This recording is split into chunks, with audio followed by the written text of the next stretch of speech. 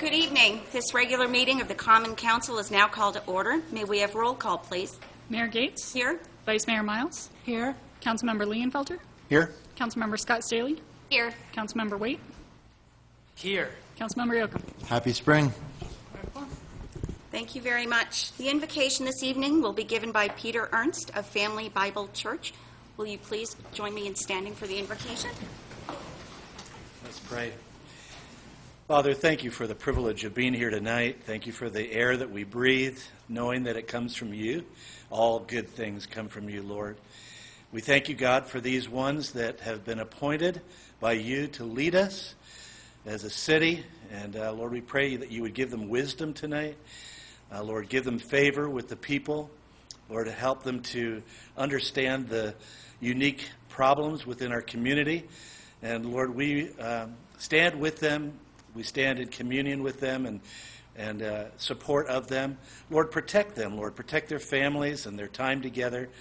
Lord, protect their marriages. Lord, protect their finances and other things, Lord, that they're involved in. Lord, thank you for the time that they give in serving us in this community.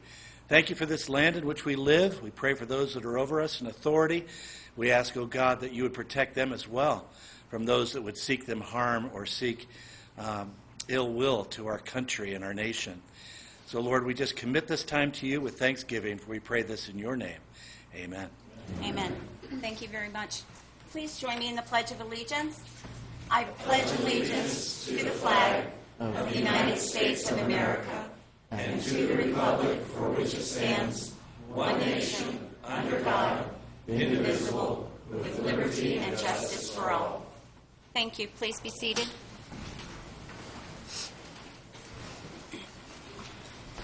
The council may go into executive session for legal counsel in accordance with ARS 3843103A3 to discuss any agenda item.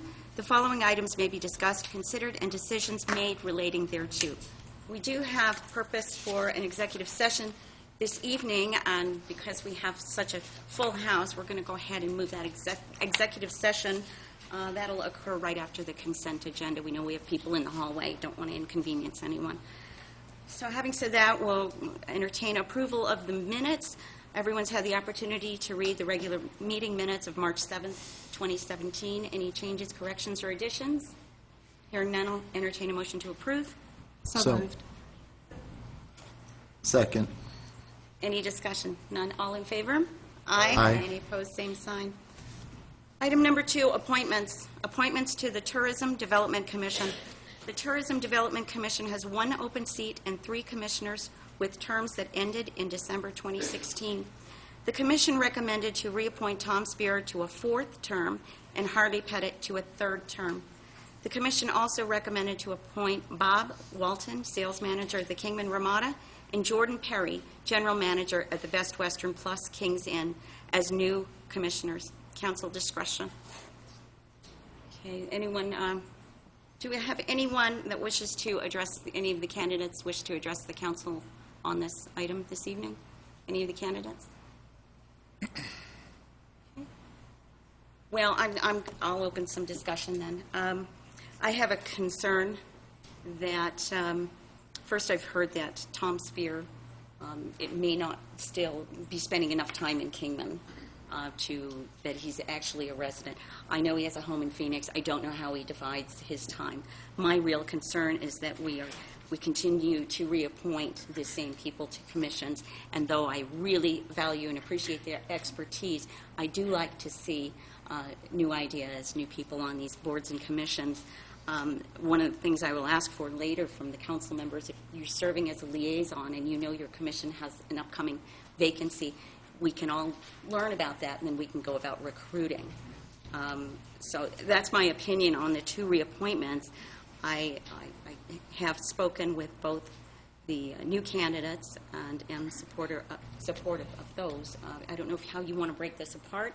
You want to talk about new appointments first? Any thoughts? I agree with you. I would like to get some kind of notification that there are openings so that we can reach out to people in the community. I know some people that would like to serve on these boards. They just don't know how to get the information when there is an opening. So those are my my Right. thoughts. Okay, so we will, that'll be direction at the very least, and those of us liaisons, let the rest of the group know. Okay, let's go ahead and discuss. Why don't we start with the appointments of Bob Walton and Jordan Perry? Either gentleman wish to address the council this evening? No? Okay. Thoughts? I would make a motion to appoint Bob Walton and Jordan Perry to the TDC. Okay. Second. Any further discussion? No, hearing none, all in favor? Aye. Aye. Congratulations. Okay, let's talk now about the term of, the fourth term for Tom Spear. You want to take those separately, and Harley Pettit? Well, I don't see any applications in our packet. Did Mr. Spear apply to be on the board again? This is a reappointment, Okay, so, but it's my understanding, and please correct me if I'm wrong, that there were no other applicants that to be considered. Is that correct? Okay. So, I mean, my thought was to maybe table those two reappointments to see if we have any new interested applicants. But thoughts from the council? Mayor, if I could clarify. Yes. There is one vacant seat and two reappointments, so you just appointed two, so there is still a vacant seat on that commission. Okay. Is there any reason we couldn't table that to the next meeting? Yeah. Okay, if that's the will of the council. Yeah, that would give us an opportunity to all reach out. Right, absolutely. I mean, is it allowable to, recruit additional Applicants? applicants? Yeah. Absolutely. So I'll entertain a motion? I move to table this, save for the first meeting in April. That should give us, maybe the second meeting in April. That would Right. give us plenty of time. Give it time to go back through. Okay, we have a motion. Is there a second? A second. Go ahead. Any further discussion? Hearing none, all in favor? Aye. Aye. Thank you very much. Okay, call to the public, comments from the public. Those wishing to address the council should fill out request forms in advance. Action taken as a result of public comments will be limited to directing staff to study the matter or rescheduling the matter for consideration and decision at a later time. Comments from the public will be restricted to items not on the agenda, with the exception of those on the consent agenda. There will be no comments allowed that advertise for a particular person or group. Comments should be limited to no longer than 3 minutes. We have one individual that wishes to address the council this evening, Mr. Charles Napolitano.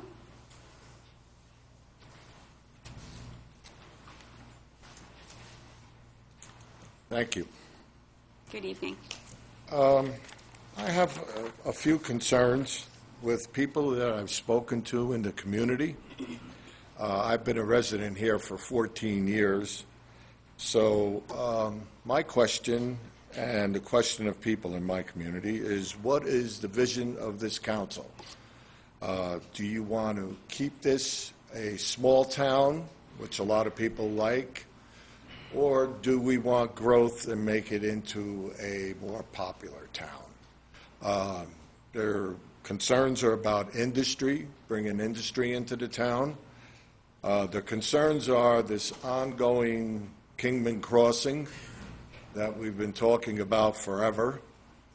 The schools with teachers, the lack of, the size of classrooms. A lot of people are concerned about their children getting an education in this town.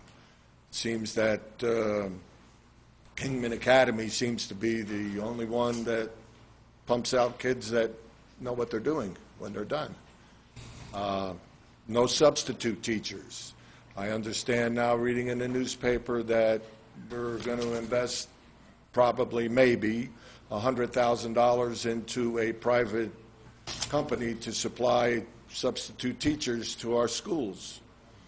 We have a lot of retirees in this town that are teachers. Why don't we reach out to people that are already here? We have resources in this town. Another one is the airport. A lot of people are concerned about the airport. Now, having worked at the airport, at one of the places out there, there's an unwritten rule that they keep the wage at a certain wage between the companies out there. So one company doesn't get more employees out of the pool of people to hire than the other. We live in a society that's not like that. We should address these issues. Maybe call these companies in on the carpet. Let them know that this is not the way America works, and small towns shouldn't work that way either. There's other issues of the sewer bills. People are outraged of their sewer bills. I'm sure this has been a thorn in the council's side ever since I moved here and money was appropriated or borrowed to build that treatment plant. They need to know. You people are running this town. We're not. We pay our taxes and we elect you into office, and we look upon you to lead us. And without leadership, we have nothing. Thank you. Thank you very much for sharing your comments with us this evening. Does anyone else in the audience wish to address the council at this time?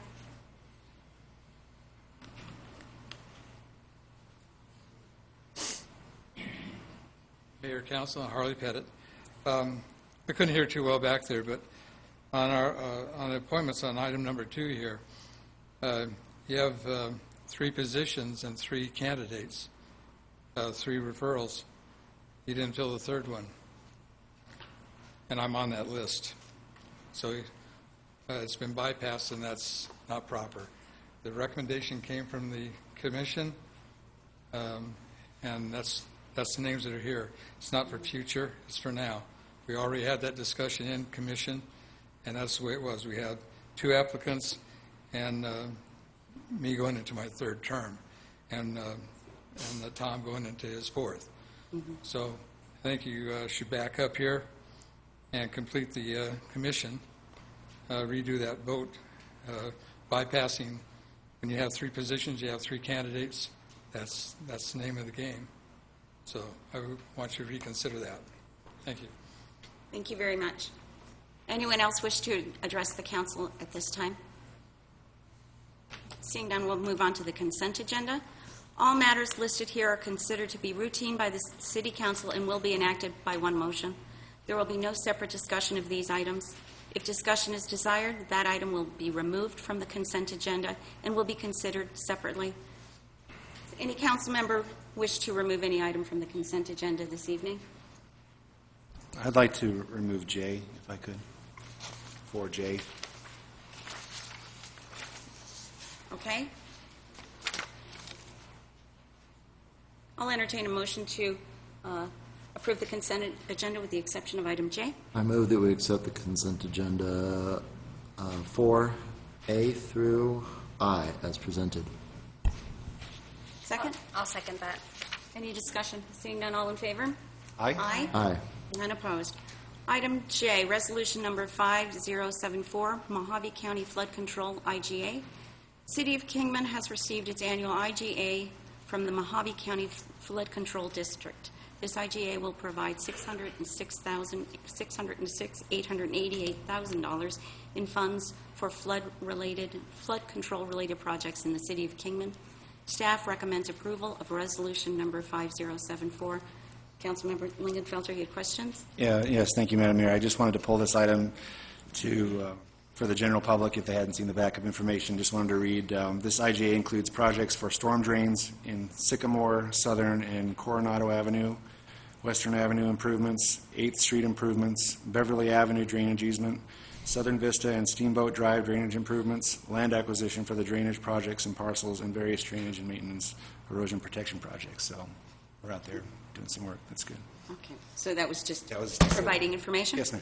Okay, and anyone else have anything to add to that? All right, entertain a motion to approve item J.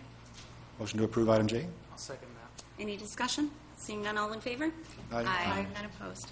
Okay, at this time, we're going to go ahead and, if it's the will of the council, to go into executive session to discuss the council vacancies. I'll entertain a motion. So moved. Second. All in favor? Aye. None opposed. We'll be back as soon as possible. Thank you.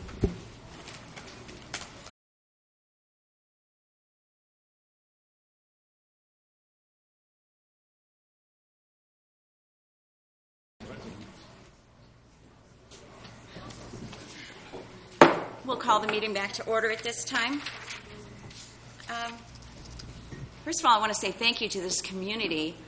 I think we were also pleasantly surprised by how many people were willing to serve the city of Kingman and excited about being a part of this dynamic council. I believe we had a total of 17 applications, which is perhaps a record. And this was a very, very tough decision coming to a short list because as we were all very amazed by the quality of talent in our community. And we thank you all for applying for the position. We have narrowed our search down to a short list, if you will, that we would like to hear from this evening. Come up and address the council as to why you want to be on council, what your goals and objectives, what your vision is for the community. Before we begin, did you? Yes. At this time, I guess I don't have to stand up. We're not in court. At this time, I intend to recuse myself from participating in this discussion, as I do have a conflict of interest as per ARS 38501 to ARS 38511. To wit, I guess I do have a substantial interest in that a family member of mine is an applicant among those to be considered. So I will recuse myself. Thank you very much. Okay, the four finalists we wish to hear from this evening, and these are written alphabetically, thank you, Sid. Nicole Bradley, Ryan Dooley, Vicki Kress, and Sean Walsh. Could I ask Ms. Bradley to kindly approach the podium? Good evening. How are you guys? I'm interested in being a part of the council to help grow the community, bring businesses in, and get them to stay to generate more income for the city so it can grow and become better. My experience, I've been licensed in the state of California since 2005 as a real estate salesperson. I still have that license. I'm also, I hold a broker's license in the state of Arizona, so I have a lengthy real estate background. I've also served on a board for, it's called AMPAC Tri-State CDC, which is a nonprofit organization, and it provides small business loans to local businesses in California. And in that time serving on that, from 2007 to 2010, I served as a loan committee member. And in that time, we grew our budget from $100,000 to $650,000, and taking our volume to greater than $60 million. So that was a big achievement. I resigned from that because of moving here in 2015. I've also been a property manager here in Kingman. So I've had the privilege to work with all different types of the citizens and hear what they have to say about the community and things that they would like to see happen. Right now I'm working in the assessor's office. I'm working on getting my level 1 certification so I can be an appraiser. And I want to work with the county and get the city to, come together and on different issues and stuff like that. Is there any other questions? Thank you. Any questions of Ms. Bradley? Okay, thank you. Thank you very much. Next, can we hear from Ryan Dooley, please? Good evening. Kingman is facing many challenges. What to do to encourage or even compel the Kingman Airport Authority to step up their game.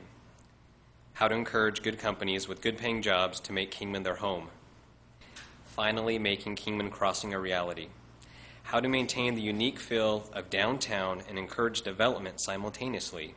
How to secure water resources for our posterity.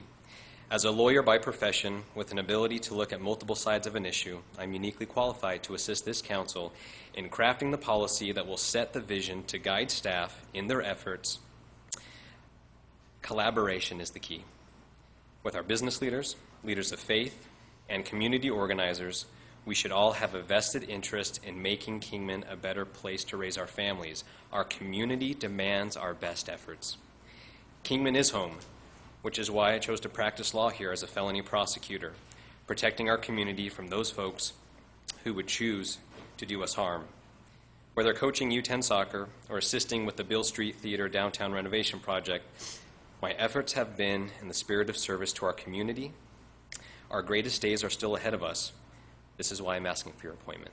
Thank you. Thank you. Any questions of Mr. Dooley? Thank you. Vicki Kress?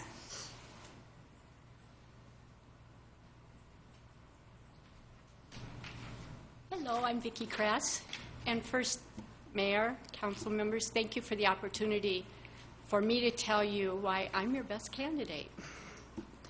I'm a business person. I've developed and managed budgets for corporations, for clients, for my own business. I know how to do that. I'm a logical business thinker. I listen and I analyze information well. I'm good at long-term planning and implementation. I know how to bring individuals together as a team. I know how to listen to all points of view and find common ground to start meaningful discussions. I'm an excellent communicator, even if I say so myself. I don't just show up. When I commit to something, I'm there. I'm tenacious, I'm dedicated, I'm thorough, I do my homework, and I follow through. I'm a proven community volunteer. I was on the Land Use Commission in the community I lived in Utah before moving to Kingman. I've been on the Planning and Zoning Commission here for 6 years, and I now serve as vice chair. I'm on the board of directors for the Kingman Area Food Bank, and I volunteer in the foster care system. I have no agenda. I have no financial investments or money opportunities associated with any actions that the council takes. I just love Kingman. That's why I want to do the job. My family's lived here since the mid-1950s. Our community is fortunate to have so many qualified candidates, so I was happy to be among the final four for the seat, and I know that whoever you select will add great value to the city. But having said that, I'll close as I opened. Pardon me. I'm your best candidate. I want the job. If you select me, you won't be sorry. Questions? Thank you. Any questions? Thank you. Thank you very much.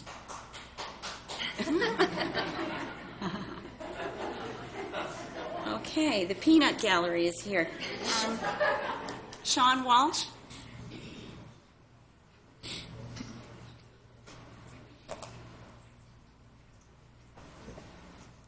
Hello. Thank you, Mayor and council members. My name is Sean Walsh. The qualifications that I feel I hold are a degree in public planning with an emphasis in land use planning that I obtained from Northern Arizona University.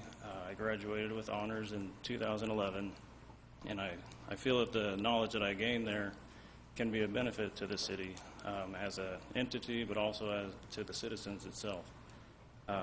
There's a couple points that I feel are important to the city that I'd like to bring up as issues that I feel would be beneficial. The I-40 interchanges that keep coming up, Kingman Crossing and Rattlesnake Wash, are both important. I do believe that Kingman Crossing should be a priority to the city, both in an economic development point of view, but also in a, increasing the first responders' timeline to people on that side of town. Also, it will, help to expand growth in a way to relieve Stockton Hill from a lot of traffic and congestion that way. Also, it will help increase our revenue base as a city, as you well know, is obviously run on sales tax. Also, as in that point of view there, we should focus on creating incentives for businesses to locate here. That way we can increase our sales tax revenue, benefit, the city projects, and help, in turn, benefit the citizens. If we could focus on bringing more events to town. I mean, it's better to use out-of-towners' money than our own money. And if we can create an environment here that brings people in, it benefits everybody. Also, a very important issue of mine, and obviously the area, is water. I work for the county, and I hear different things about what we're partnering together. And I think that's a great thing, and I applaud the council for doing so. And I think we should go every avenue we can to study it out and find best ways to conserve and reuse water. Also, if we could focus on improvements to infrastructure as well. I know with improvement districts, we can initiate those, but obviously we have to have the public support. And if so, I think we could really help the city. And really, my only passion for, or desire to do this is to help Kingman become successful. I've been born and raised here, second generation born here, and that really is my only motivation to doing this. I've served currently on the Historical Preservation Commission, and I have served on the Planning and Zoning Commission in the past. And if there's any questions or not, I thank you for your time. Thank you very much. Thank you. Once again, thank you for everyone that applied. We're very fortunate to have so many concerned citizens that want to be involved. At this time, I'm going to entertain a motion that the council consider resuming executive session, so we see if we can come to some kind of consensus, if you will, lead in that direction at least. I move we return to executive session. I second that. All in favor? Aye. Once again, David, you're sitting out? Yes. You're sitting out this week?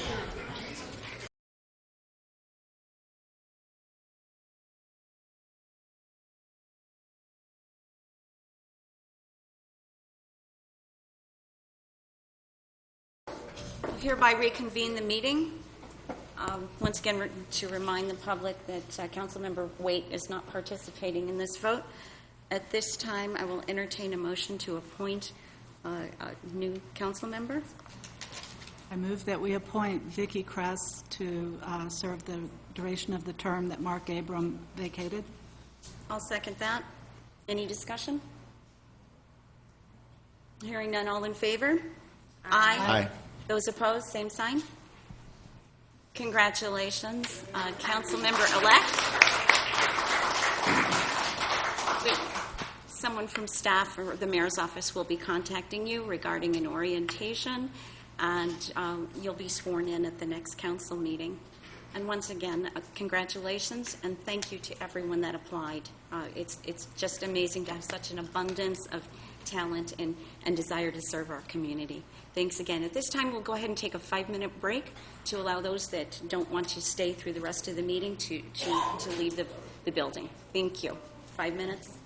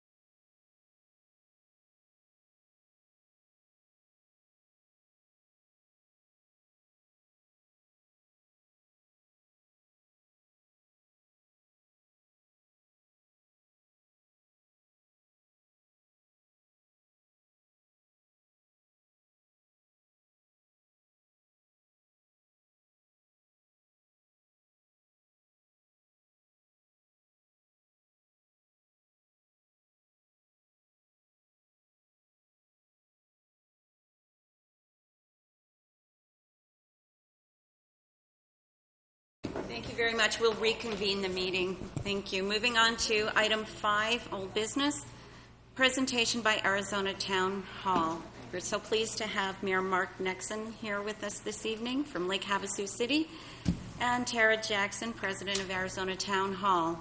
They will make a presentation and answer questions from the council members. Council may take action at this meeting to move forward with procuring a contract for Arizona Town Hall services. Staff recommends a contract with Arizona Town Hall to help lay the groundwork for a future long-range economic development plan to be completed at a later date by either staff or a consultant. I ask Tara to approach. Good evening. Good evening. Thank you, Mayor. Good evening, Council. So again, I'm Tara Jackson, President of the Arizona Town Hall. And if you're not familiar with our organization, we're a nonprofit. We've been around for 65 years and involved a lot of the leaders from Arizona who have gone through our process. I know some people in the room, including the mayor, have been through a 3.5-day town hall.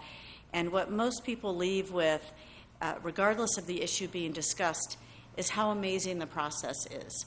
That's actually what brought me to become employed at the town hall. It was my favorite nonprofit to volunteer for because of what the process does in bringing people together and coming up with a consensus of the group in the room. So when I started as president a little over 10 years ago, we were approached by the city of Scottsdale, who said, if you ever thought of being a consultant for a city or organization, because we could really use an outside person to come in, and we know your process, to facilitate a public discussion on the development of our downtown. So that's what started our consultant practices, if you will, was from that discussion. And in the intervening 10 years, while we don't really advertise what we do, but simply by word of mouth, we have worked with a variety of government institutions, cities, towns.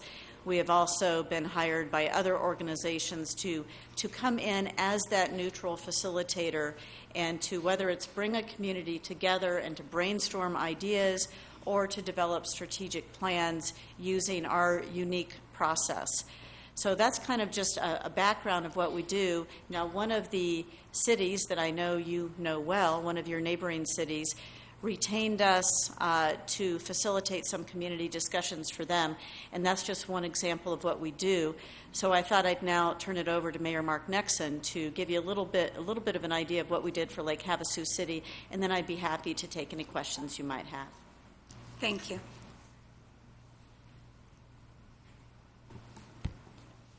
Mayor and Council, thank you very much for the opportunity to speak with you this evening.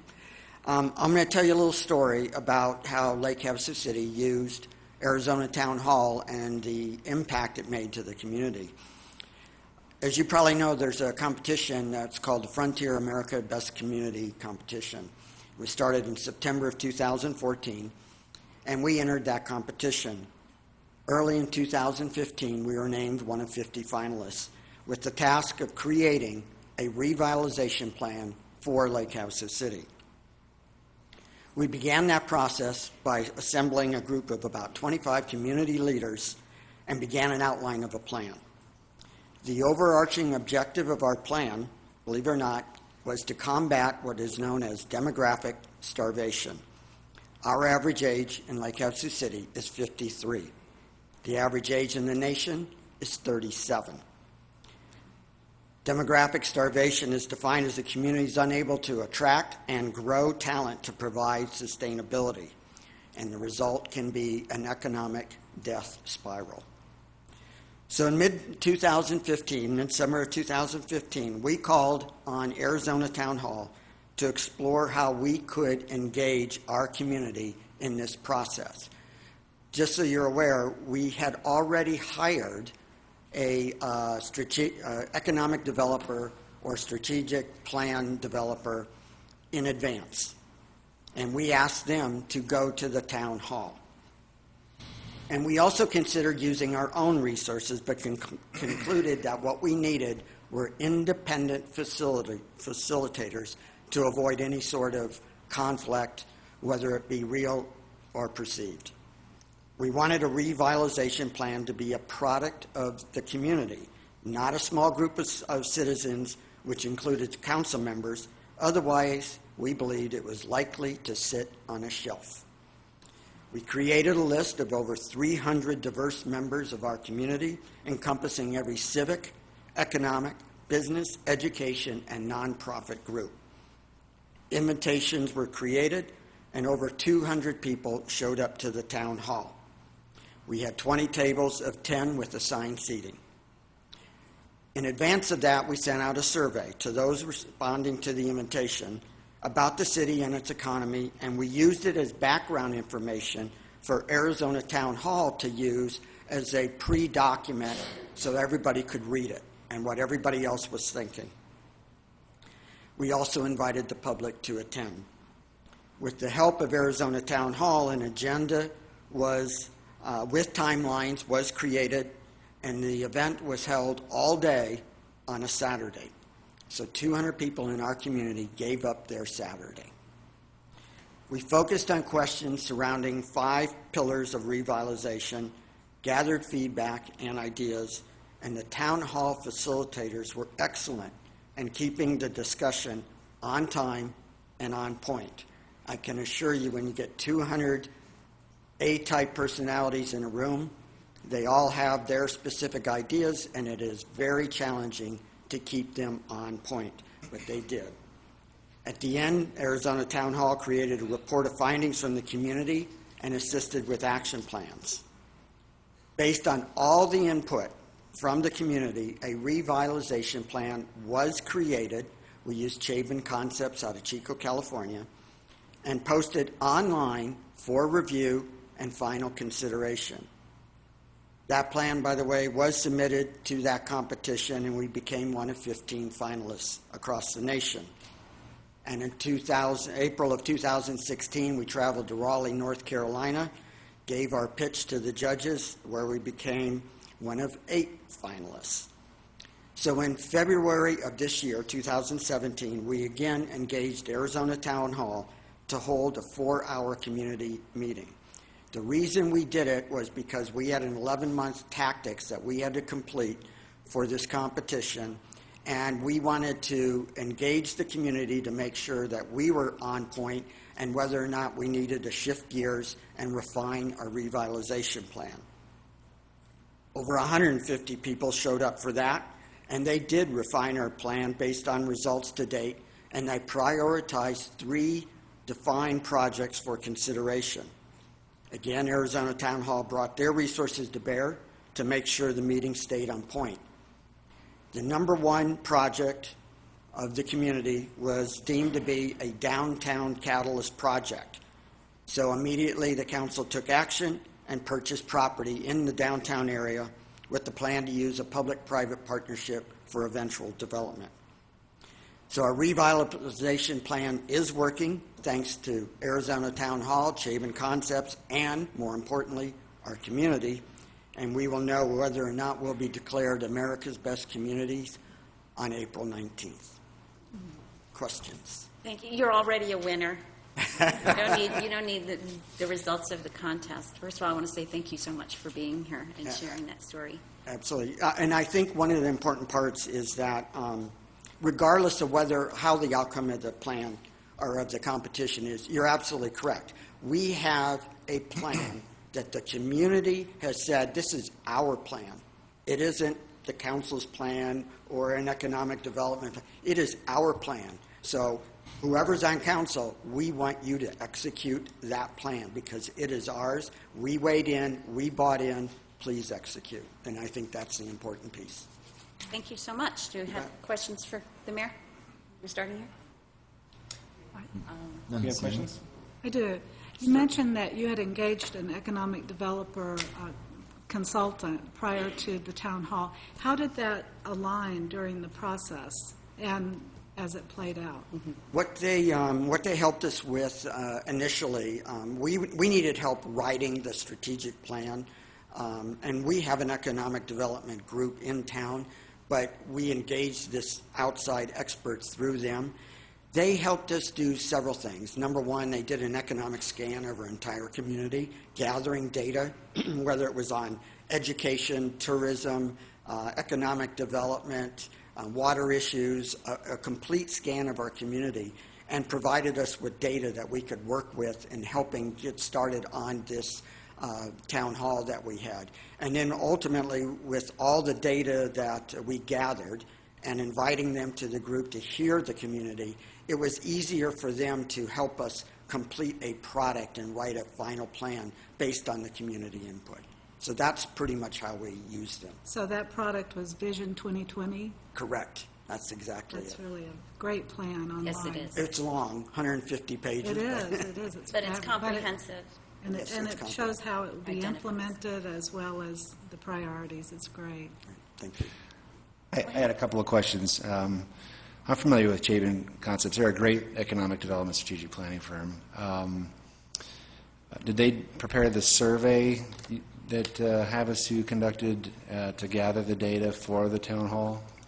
Council member, they assisted with some of the questions, and I brought it if you're interested in the questions. But they assisted, but we also wanted to find out about certain things because we had, through Chabin, we had decided we were going to have 5 pillars, Right. and I'm going to try to remember them here in a moment here.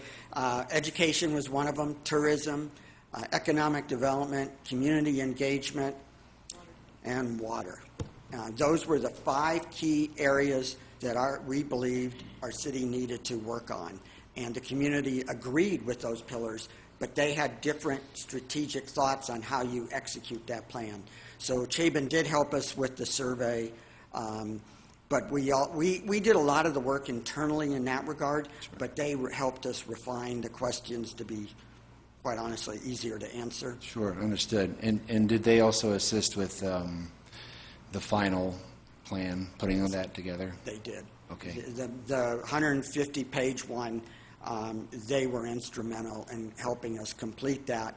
The shorter one that we used for the 11-month tactics, we did that primarily ourselves, and all we did was ask them to review content to see if we missed anything. Got it.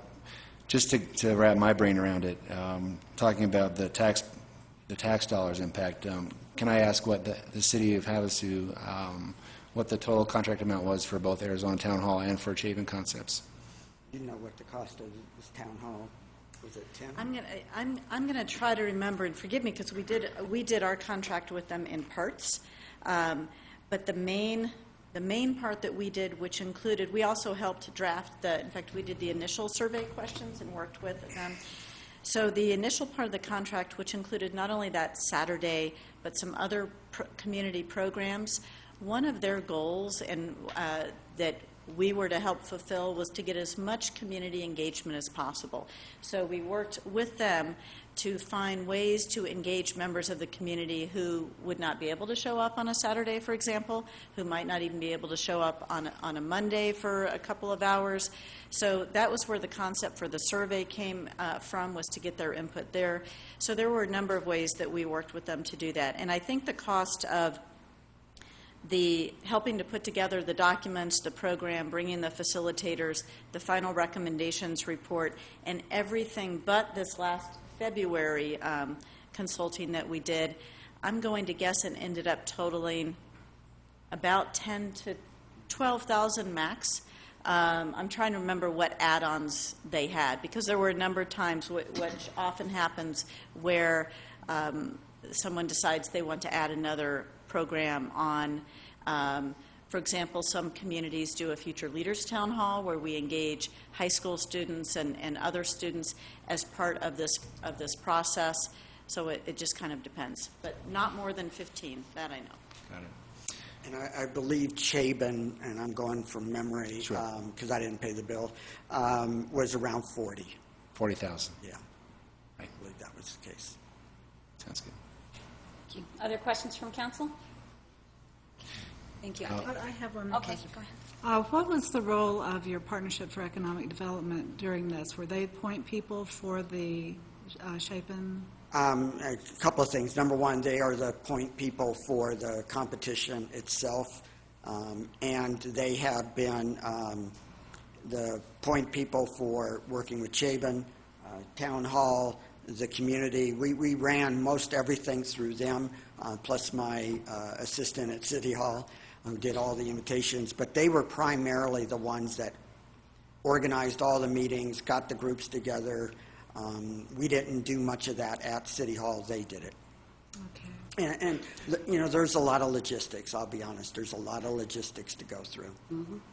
Indeed. Thank you. That answer your question? Did you have another question? No. Okay. Okay, thank you very much. We do have some individuals that have signed up to speak on this issue, and then you'd be comfortable entertaining questions from the community as well. I know we have a lot of members of the business community here this evening. Thank you so much. First sign up to speak is Mark Sipple.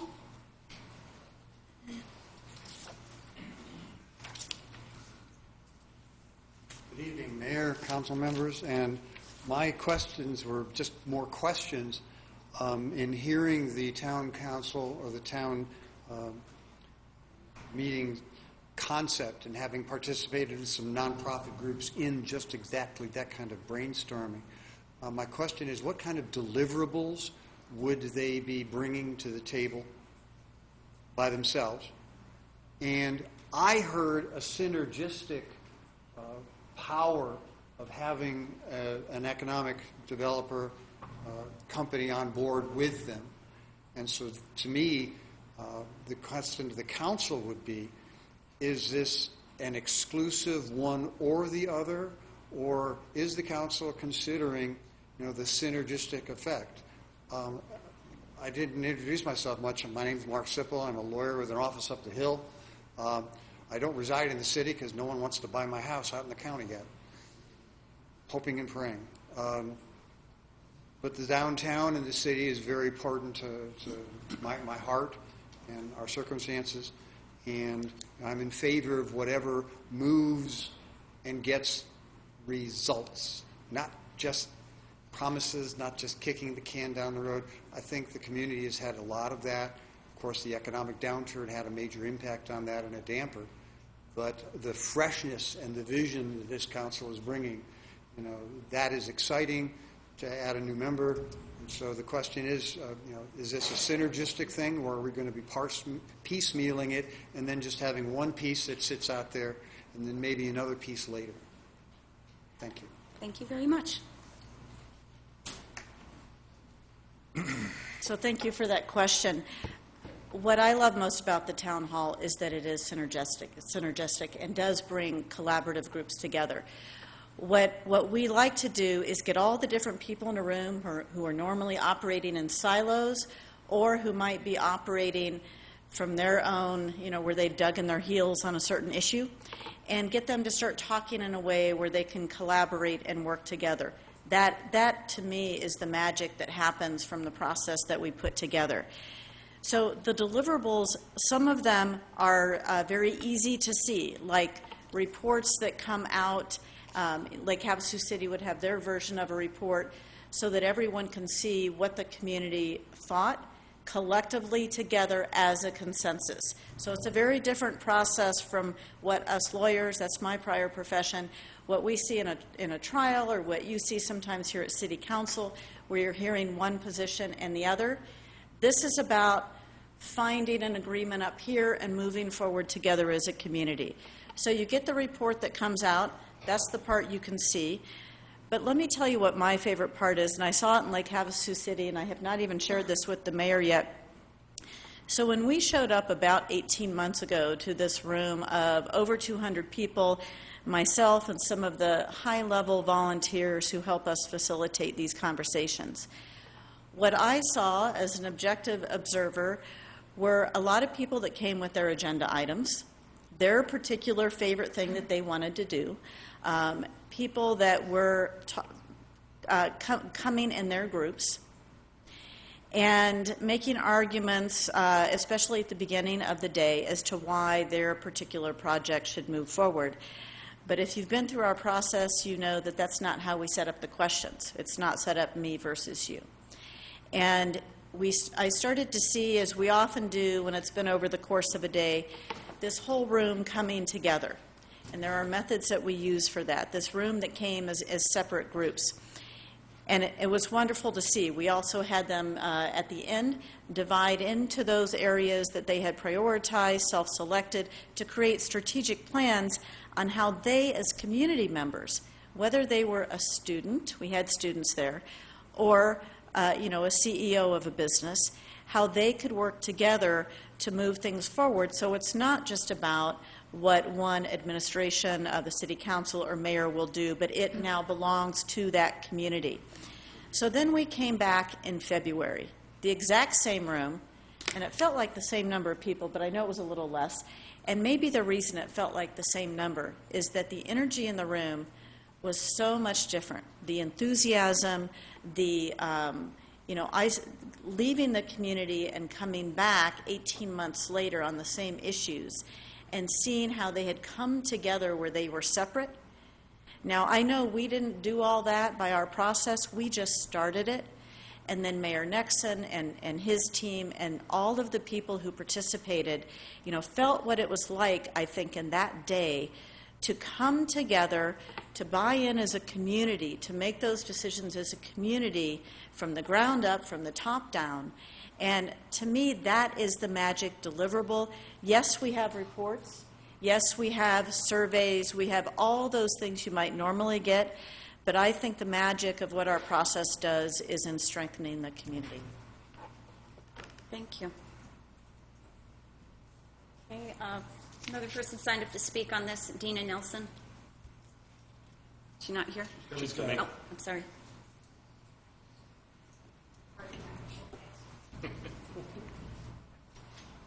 Mayor Gates, council members, my name is Dina Nelson, and I am the owner of Dina Nelson State Farm Insurance. I would like to state my support for a town hall meeting to get input from all community members and stakeholders. It has often been my experience that when an outside party is brought to the table, individuals are more likely to speak freely. For my professional expertise, it is always more prudent to have two separate entities to perform the town hall event and then facilitate the forming of the strategic plan with the elected city officials and the relevant employees. The city needs to focus its energies on becoming a highly performing government that is supporting the needs of our community, as we heard from a prior citizen. The council should be the visionary for the community and find experts in their field to execute their vision, as we have here tonight. And one last note. I have been part of an email chain sharing information about Arizona Town Hall and asking community stakeholders and citizens to voice their opinion, of which I am grateful that I was invited to be part of that. In this chain, a council member has thrown what seems to be a tirade to cause conflict, not resolution. Okay, let's keep it positive. And that is Thank where you. I want to go with that. I want us to be positive. Our community needs to be positive. All of us need to be positive. Thank you. Thank you. Anyone else in the audience wish to address the council on this item this evening? Okay. Well, first, before we finish, I want to thank you both so much for being here and sharing all this wonderful information with us.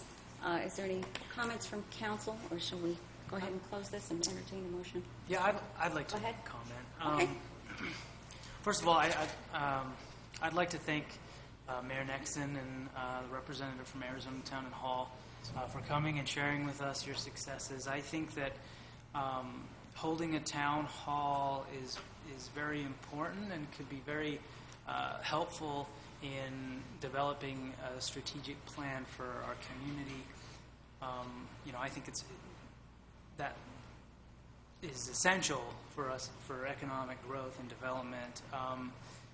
However, in hearing what the mayor has said from Havasu Mayor Nexon, he mentioned that they had an economic development director to help guide the council members and to help in the process of this thing. I think it would be premature to move on this without first hiring an economic development director. I think that an economic development director would provide an insight and experience that you just can't have without one. I think his insight, his education, his experience should help be, a motivating or driving force behind, promoting this type of situation.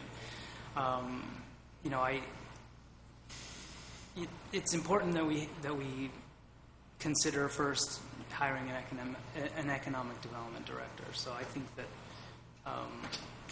I would actually submit that perhaps at the next council meeting, an agenda item discussing whether or not council is willing or able to hire an economic development director, and the mechanism by which this person should be hired. Well, if maybe we could ask Mayor Nixon to address the council on this, and if you would I think we're talking a little bit about the chicken and the egg, which comes first. And we know this is going to be a process. My concern is, as I've said before, City of Kingman has had an economic development director, and I was woefully surprised that members of our business community didn't even know we had that position. Plus, did we have any kind of clear strategic plan for an economic development director to even follow? I will say again, I've never in my history in Kingman seen this much energy and synergy coming from the business community, starved for that leadership. The reason I really, really support this approach, as I've said before, I'm elected for a 2-year term. So every 2 years, this council can essentially change face and change direction. And I truly believe that is the main reason we have stagnated for so many years, is that we have not had a clear long-range plan that can be guided by the business community versus the 7-member council. If you could kindly share your comments, I'd most appreciate it about the process of having economic development director versus a plan. How did you bring that together, and do you have any thoughts you can share with us or suggestions? Mayor and council member, we already have an economic development group. It's 2 people. And they are important to the community, and they're very helpful in what we have been doing. In fact, I don't think we would have gotten as far in the competition without them. However, the strategic plan wasn't written by them.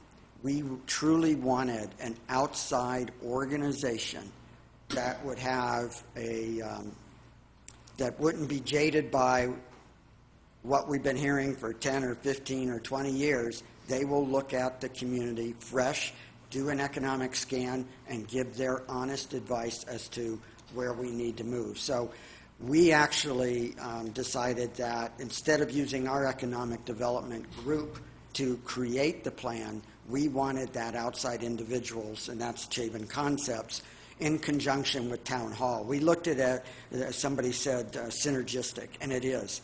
By putting that all together and having that Chabon Concepts attend the Town Hall, we felt we were able to advance the plan a lot faster than had we done it internally. Thank you. You had a comment?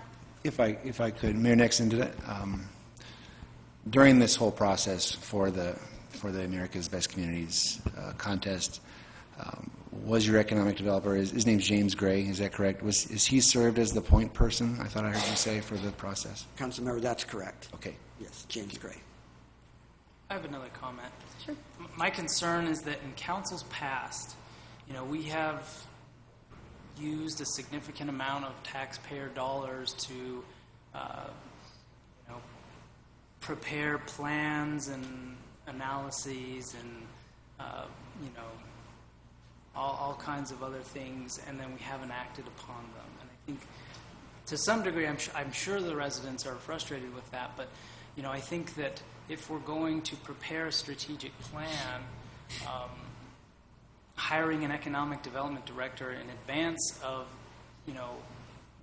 of forming the foundation of that plan would be advantageous to us because, that person will be eventually the driving force or the person who's at the helm and, pushing forward this plan.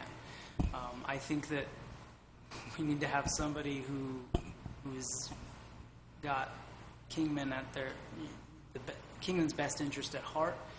And, I think it's important to involve the person who's going to be at the helm early in its stages so that he can help to prepare, this plan.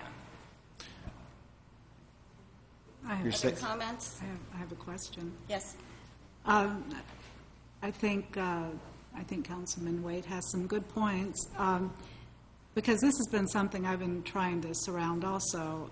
You have James Gray and Ms. Kruger, and that partnership with this it's a partnership with the city and others supporting this group. Is that right? That's correct.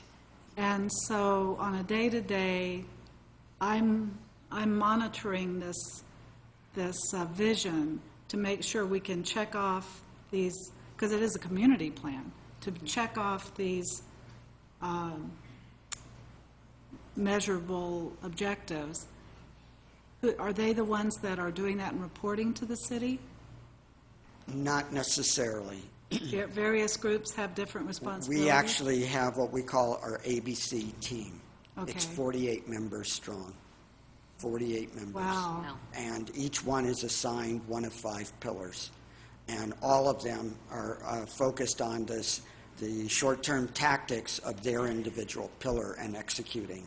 And then we come together probably once every 3 months to share results, but those individual pillars are probably meeting every 2 to 3 weeks. And someone is designated to convene those groups? Yes, we also have what we call our ABC admin team, which James Gray and Tanya are involved in. I am involved in. The city manager is involved. My assistant is involved. 1 council member and 2 other people from the community. Okay. And They do the logistics. They do the logistics and making sure that we stay on track. We will actually send emails to the other team members and say, we haven't heard from you in a little while. How is water coming along? Yes, okay. Something like that. Thank you. You bet. Thank you. Other questions? I do have a question. Yes. And perhaps it'll be coupled with the concern, and perhaps I'll direct that to city manager or maybe the city attorney. But at the last meeting we had, it was brought to the council's attention that it's estimated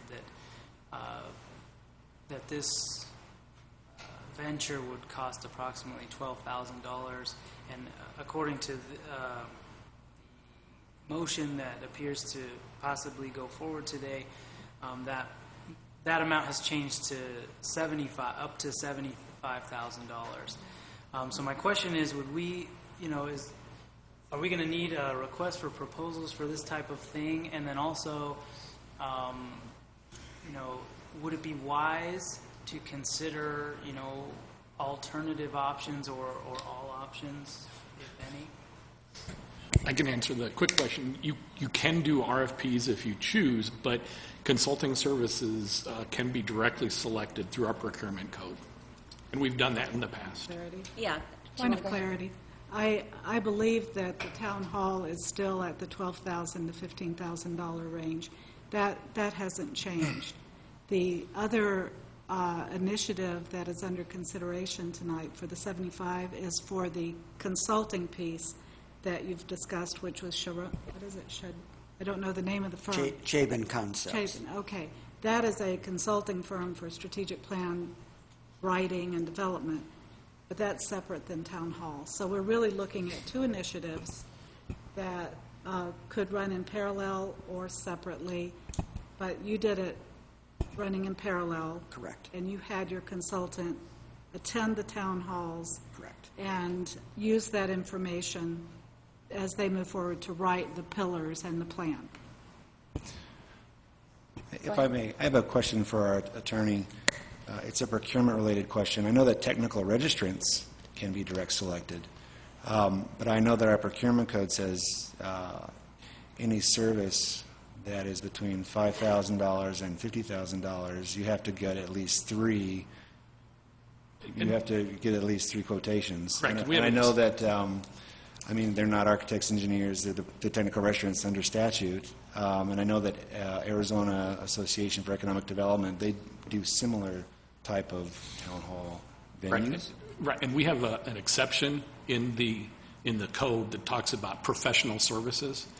And it would be attorneys, doctors, and other sort of consultants. Like I say, we've done that in the past. You don't have to go that way. You don't have to do direct select. That's just an option if the council so chooses. Isn't that typically, like you said, physicians or lawyers, attorneys, And like I say, we did the marketing Professional consultant, direct selection. type services. So it's an option, but it's not a requirement. If you want to do RFPs, you're more than welcome to do an RFP. Right. Any other questions or comments? I have a couple comments, if that's okay. Go ahead. Absolutely. So what I wanted to get started with is I think that all these things sound very good. We do need, the city of Kingman needs to get serious about economic development. We need a strategic plan. We need to include the entire community. Recently, thanks to a concerned citizen, I was able to participate in a conference call with the city of Marana and their economic development director, and was given some great insights. Marana is doing amazing things, and so it's good to just hear from somebody that's celebrating successes and what they're doing. I agree with David Waite that the city needs to hire an economic development person, and that is something that Marana has also done. But one of the things I really took away from that call is that Marana was able to secure grant money to pay for their strategic plan. I believe they got $75,000. And there are a lot of these grants out there. I would really like to see us look at the potential of getting some help and paying for this, because both the town hall and the strategic plan together, that's quite an expense. And I'm not saying it's not worth it, but certainly if we could get grant money to help us take on some of those costs, we should look into that. And I don't know if we can start looking into that grant money first, or if we've got to approve doing a strategic plan. John, do you know, Mr. Doherty? Know which comes first? Which comes first, applying for the grants or the council saying we're going to move forward with strategic plan? I would guess that the grant's going to take 6 months to a year before we would get it, and my personal view is, I don't think we can wait that long. Okay, and can you tell me that, can you apply for a grant, you pay for it up front, and then the grant comes in and reimburses the city? Do they ever work that way? That would be the first time I've ever heard of that Okay, happening. I wasn't sure, so that's why I'm asking. Yeah. Okay. Okay. Were you finished? Oh, excuse me. I have a comment. Just one moment, please. Yeah, I received No, excuse me. Just My one name is moment, Gary please. Gr- I wanted to respond to Councilmember I'm sorry. Staley's no problem. Just one moment, please. All very good points. Economic Development Director, though, needs direction. And I don't believe that direction should come from the city manager. No offense. I believe economic director, the direction needs to come from our business community and our residents. We need to be the ones drafting the job description and the plan. That's why it seems to make perfect sense to me that we convene a town hall and get together ideas, collaborate on what we are looking for moving ahead for our community, not just a city manager, city staff-led employee that is going to have perhaps a slightly different focus on economic development than the business community. Okay?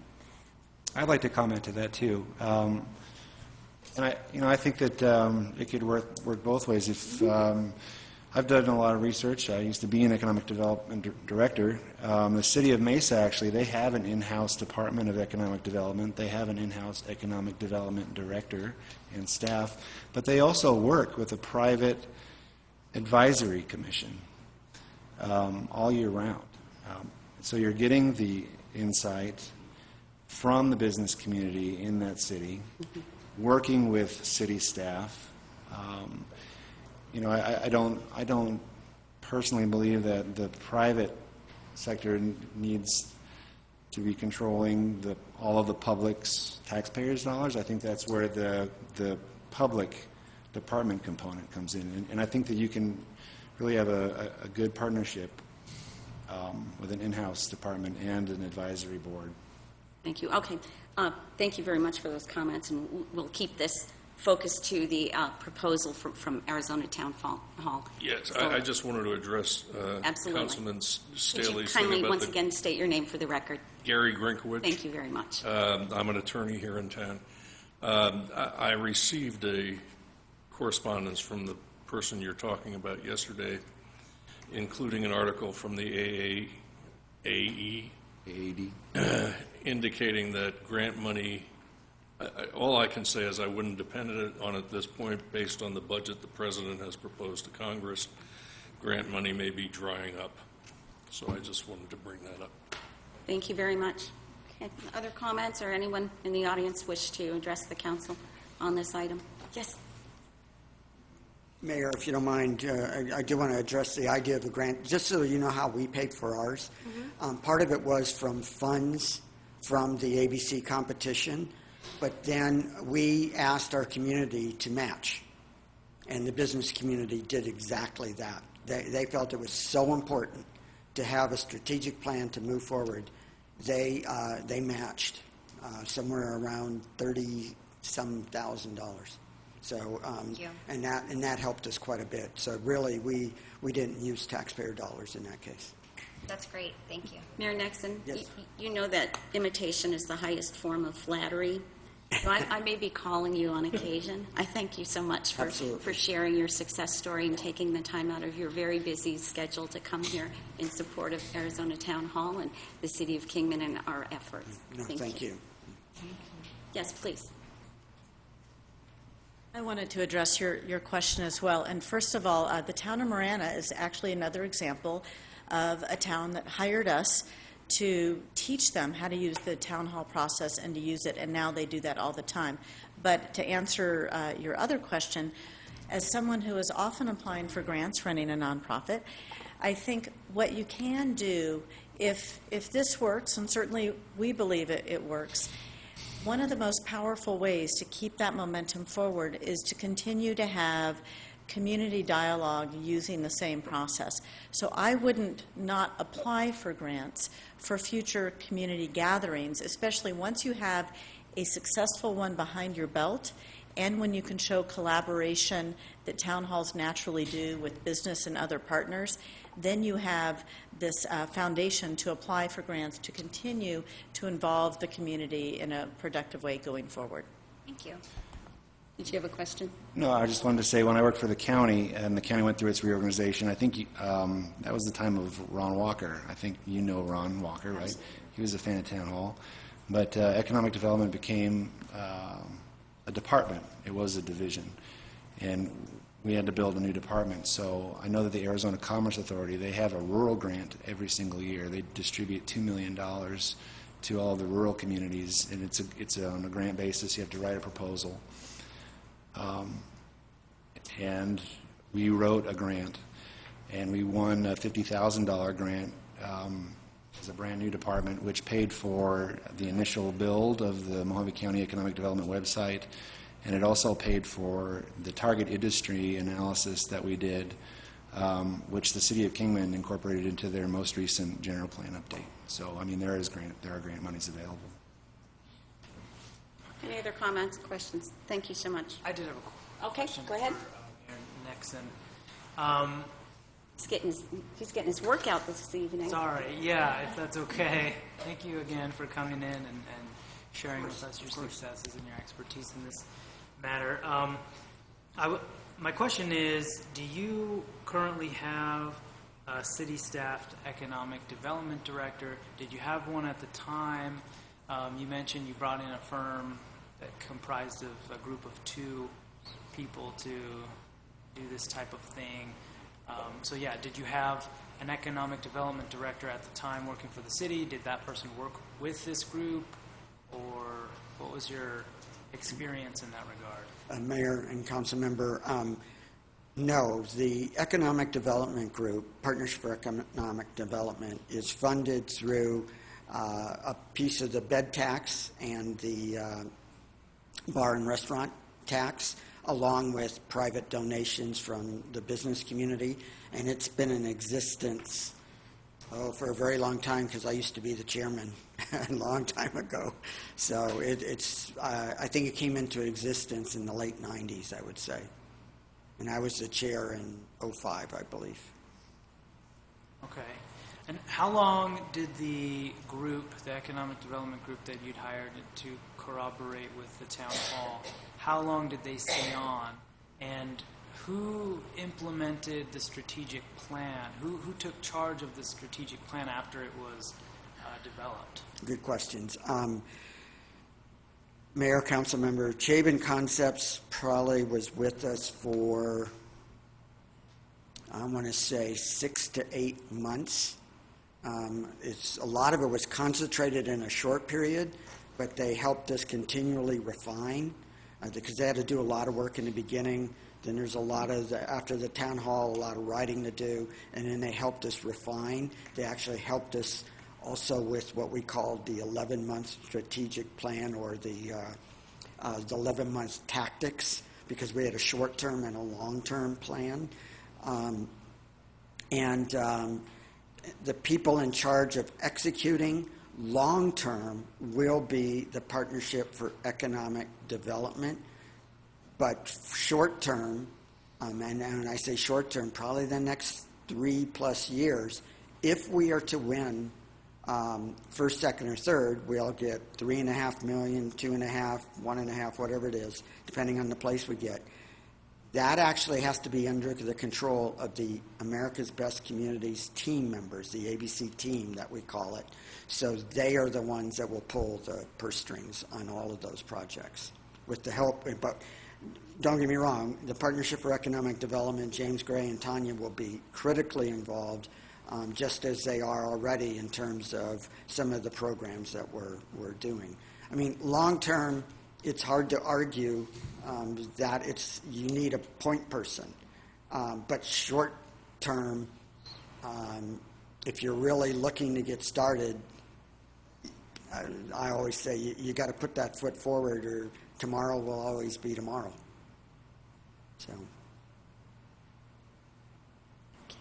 Thank you very much. Thank you. Appreciate your sage advice. Okay, there's no further discussion. This item, presentation by Arizona Town Hall, I will reiterate, staff recommends a contract with Arizona Town Hall to help lay the groundwork for a future long-range economic development plan to be completed at a later date by either staff or a consultant. I'll go ahead and entertain a motion as to engaging Arizona Town Hall. So moved. Is there a second? Second. Okay, we have a motion and a second. Any further discussion? Yes, I have some discussion. Absolutely. I really think this is a great approach. I like the bringing in the town hall. I like supporting it with the economic development consultants. And I think our council has a responsibility to make a decision relatively in the near future as to whether we're going to create a public-private partnership like PED or hire an in-house economic developer, because as we move forward, they will be pivotal in working with these groups, these consultants in the town hall to make this happen. So that's on us, and we need to move that forward. I think we're waiting for recommendations from the steering committee, which have not come forth, but need to come forth really in a timely way, and then we can make a decision as to whether we're going to do a PED model or whether we're going to hire in-house. But I do agree that we should go ahead and make the commitment to move forward with this type of process, because I don't know, I believe in proven technologies and proven processes, and you have proved that these work, and I just think it would be a good model to follow. And I do think we also need to incorporate that economic development component as we move forward in a pretty short order, and I would say within 2 months. I would like to make a decision as to how we're going to address economic development in this city. So that's just my comments, but I do support the town hall. I want to have that in our toolbox.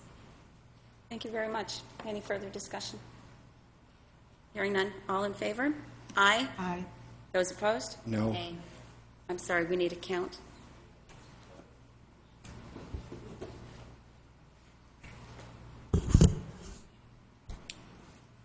Mayor Gates, Aye. Vice Mayor Miles, Aye. Councilmember Lingenfelter, No. Councilmember Scott Staley, No. Councilmember Yocum, Yes. Councilmember Waite. No. The tie vote. Okay, so that fails. I would like to make a different motion, and that would be to create a subcommittee of 4 council members to sit down and really work out the details of exactly what we're going to do as far as our town hall. Are we going to move forward right away and hire somebody for the strategic plan, which is the next item on the agenda, and whether or not we want to handle economic development in-house or privately. I would recommend that we look at a hiring committee for that economic development person that would be comprised of council as well as citizens so that we can include everybody. But to me, it feels like we are just piecemealing this together, and I think a subcommittee could really help give us better direction. Well, there is a committee in place, and it is comprised of some community members. I was on it. Councilmember Lincolnfelter was originally on it and then declined to be on it. I don't know if he wishes to come back, but there is a subcommittee in place. We will meet again, and this is one of the initiatives that the subcommittee actually wanted to, for the council to explore, is this Arizona Town Hall. So I'm happy to reconvene this little steering committee, if you will, if you're interested in participating now, even though you said you didn't want to. Happy to have you back on board. We can. I see the chair from the chamber. We can reconvene. We'll bring this to other it. council members as well? Well, we can include one more. Otherwise, we have a quorum. Is that correct? Okay. Right, you need to be at 3. One more. Okay. Just to clarify, we originally started the small group to look at the effectiveness and if we could do better for the EDMC Commission and the Tourism Development Commission. And I saw that it quickly turned into not just that, but turning the city into this public-private partnership that would be funded by the city. And when I would offer other options and blends of structure, it just didn't seem to be any interest in that. So it seemed like people had already had their mind made up and there was an agenda or something. So I stepped out. Okay. I'm sorry. Let me respond to that real quick. Pardon me, please. So do you wish to participate, yes or no? Because if we want 3 council members, happy to do that right now. Yeah, Do you wish to participate? Okay, and then we have one more interested? I'd love to participate as well. Okay, these are held during the day, though. So if you can make yourself available, very much appreciated. All right. So we have, this item was defeated. Once again, I thank you so much for being here. Okay. Is there a motion on the table? That's a completely different motion. Help me out The- here, the- because we have a committee already in place. I think she made a motion, but I don't know if there was, it's one of those confusing issues. She made the motion, but there was no second. There is no second. Well, Is I'd there a second. second? Go ahead. Oh, you seconded? Okay. What And is- you already have I'd a like, committee. Point of order, I'd like to know what the motion is. Could you read it back? I can do my best. It was big. Councilmember Scott Staley motioned to create a subcommittee of 4 council members to sit down and work out details of a town hall, and if hiring someone for a strategic plan in-house. She would like a committee. She says that she feels like they are piecemealing this together and would like a subcommittee in place. And I'll amend that to 3 council members, as well as chamber members and family members, whoever else you have on that subcommittee that's already formed. So I would like to request a list of everyone that is on that subcommittee, and I know it exists. And when I mentioned the steering committee, I meant that subcommittee, I guess. And part of their charge was to bring back the model that they proposed and the participating sponsors. And I was not aware that it was just the city, and I would still not be aware until I get the recommendation. And I would like to think that there are other organizations in the city that were intending to come forth. That we won't really know until you bring a recommendation, which is why I suggested that it come within about 2 months. I think that should give time to bring that forth. So I guess I would just add that I would now say that that subcommittee is the one that I'm asking to bring forth the recommendation and the financing, which was already requested and approved, that they will bring forth the budget, because I specifically remember mentioning that PED has a facility, it has staff, it has support staff. It is not just one person, and it takes a lot more to put together that organization, which is why it's important for the subcommittee to bring forth a viable model for Kingman, or not. And so that's really what I'm looking for. That's all. Okay, so I guess I need clarification at this point. We already have a subcommittee in place, and we're being asked to vote on a new subcommittee? No. Well, and that's According to the motion. the confusing part. I agree. I think it's going to be up to the So council. really, you're asking to do is amend it to have 3 council members. To table this so that we can get some more information and pull together one plan. Table what? The town hall. Okay. I don't think anybody's against the It's town already hall. failed. It's You already realize failed. You already defeated it.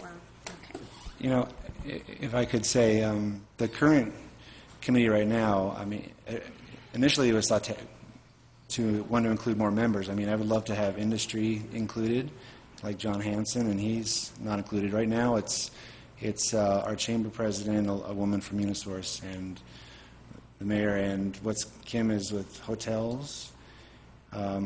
That's essentially the core group. I mean, SBDC was involved, but they haven't been able to attend many meetings. So, I mean, there's room for improvement. Well, there certainly is. And at the last meeting that we had, that you were not present at, we had over 20 community leaders there, and we intend to grow this. As we discussed initially, you start small so you can move things forward, and then we work to get more and more community buy-in. Okay? So your motion is to just merely amend the subcommittee to 3 members of council. Okay. You want to withdraw it and start over, or? No, I believe that you said the item's dead, so. It is. I remove my motion. There is no motion. Okay. Nothing. Okay. Thank you very much. Again, thank you so much for taking the time out of your busy schedule to be here with us this evening. We do thank you for sharing that information. It's most valuable. Moving on, Comprehensive Economic Development Strategic Plan Framework. At the March 7, 2017 council meeting, the council voted 5-1 to table this item until after a presentation from Arizona Town Hall. City of Kingman Comprehensive Economic Development Strategic Plan Framework Contingency Transfer. Authorize a fiscal year 2016-17 general fund contingency operating budget transfer in the amount not to exceed $75,000 for professional economic development consultant contract services and associated expenses related to the completion of a City of Kingman Comprehensive Economic Development Strategic Plan Framework. Council discretion. You brought this item last time. You brought it back again. If you want to go ahead. I do want to go ahead. I would agree that, in essence, to summarize Councilman Waite's, if we want to have an economic development individual in place, I think it's better to have them in on the landing if we want them to be, or the takeoff if we want them to be in on the landing. So I'm not sure how to properly do it, but I'd like to postpone this item until we receive the recommendations on the structure and the hire. Is that appropriate? Yes, sir. Since it's my item? Yes, sir. Do we need to make a motion? I think if he's withdrawing it for a later Okay. time, I think he's fine with that unless you so choose to make a motion to move forward. That's your Well, reason. no, I mean, as soon as those recommendations come through and we know what we're going to do, then I would like the item to be placed back on an agenda. Thank you. I think staff's clear with that. Thank you. Moving on to item C. Buxton will present to review scout report. Will be present. What should I say? Buxton will be presenting a run-through of the findings and next steps for retail recruitment.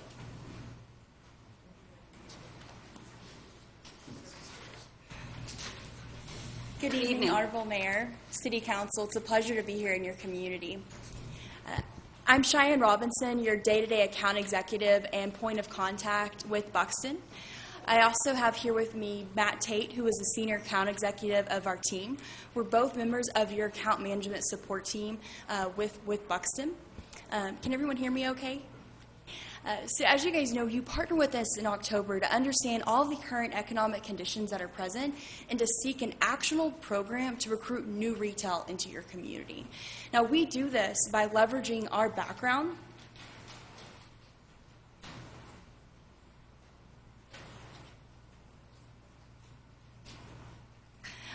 and using our expertise. So our expertise lies in doing site selection for over 3,500 retailers over the past 2 decades. I'll talk a little bit more shortly about our background, just as a reminder as to why you've partnered with us at Buxton, and to give insights to anyone that may not be as familiar with who we are and how we got started in the marketplace. Then we'll take a look at how we're leveraging our background to take a proprietary approach and look at Kingman from the lens of a retailer to see who are the best fit retailers for us to be pursuing for business attraction efforts and to our long-term plan of recruitment in your community. Now, through that analysis, we identified a number of retailers that aren't currently here, but they should be, because if your consumers prefer those type of retailers that we'll be looking at, and these retailers are also operating in markets with the same similar mix of consumers and economic conditions that are present here today. And we'll then take a look at where we are and what the results are from our efforts today.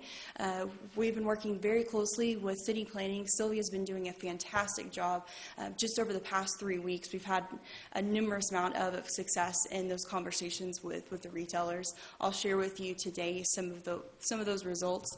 I will show you the list of retailers that we've identified, but when we get into talking about where we are in some of those conversations, I will keep the names of those retailers confidential to give you that competitive advantage as still negotiations taking place there with some of those conversations. And then we'll look at where we are overall in our partnership, but I'd encourage you to let me know at any time if you have any questions. So first and foremost, we got started over 20 years ago in site selection with retailers, as I mentioned. All the logos you're seeing here are companies that we've had strategic partnerships with over the past 2 decades. Trader Joe's, for instance, they partnered with us when they were primarily West Coast based, wanting to expand their footprint across the U.S. by knowing who their best customers are, where they're located, and the value to their brand so that they can increase home run stores and decrease putting a low performer in the marketplace. Now, we realized over a decade ago that we could essentially reverse that approach for retailers and take a data-driven drive on the public sector. And over the past 13 years, we've helped recruit and retain over 35 million square feet of retail and worked with over 750 communities. Flagstaff, for instance, they've been a longtime partner of us. We're working very closely with them now and understanding who their visitors are and how they can use that for economic development initiatives, as well as using a number of insights that we have in our analytics platform, Scout, which gives you on-demand intelligence and market insights. They use that very frequently to empower their brokers and existing businesses with information to help them in their initiatives. And all the communities that you're seeing here, we work directly with a number of different contacts in those communities. Where some communities, it's working directly with the city manager. Some it's working directly with an economic development director or a city manager. And in some cases, we're working directly with city planning. We've seen results with a number of our clients and a number of programs that they've implemented in their market. Now, from both of our work on the public and private sector, we've received a number of accolades. So from Tom Buxton, our CEO, being Entrepreneur of the Year, to being strategic partners with ICMA. So we're educating city managers on a regular basis, and we have a partnership with ICMA, which I'm sure that many of you are familiar with. Now, I'm not sharing this with you to boast or brag, but to emphasize why you guys have partnered with us in the first place, and that's because we are that industry leader. It's not just Matt and I in a garage in Fort Worth, Texas. You have over 150 of our Buxton employees actively working for Kingman, and they're as your extension of your staff, essentially. Now, we're able to assist our clients and support you and your plans by understanding who are your best citizens and visitors. So we're getting beyond demographics and looking at who are your consumers as potential customers for a retailer. Where are they located? So we have a strategic partnership with a major credit card processor where we've extracted all of the transactions that have occurred within the most recent year within Kingman and identified where is the spend that's coming from across the U.S. So what is their impact on your market? So we'll take a look at key insights to where that spend has occurred, but also where are those sustainable consumers for a retailer that they're evaluating when they're looking at a potential location here. And what is the value to your community, to understanding the value for a retailer. So first, taking a look at who your citizens and visitors are overall. So we're looking here at a quick overview of 3 groups that are prevalent between your residents, your regional residents, and also taking a look at your visitors, so more of that tourism spend that's occurring. Now, we look at over 71 different individual consumer groups. There's tens and thousands of different variables available that tell us who those different consumers are. That's based on buying habits, shopping behaviors, that where we're able to understand truly who they are as customers. So for Kingman, we see a mix overall of those mature upscale couples, lower middle class baby boomers, and stable minimalistic seniors.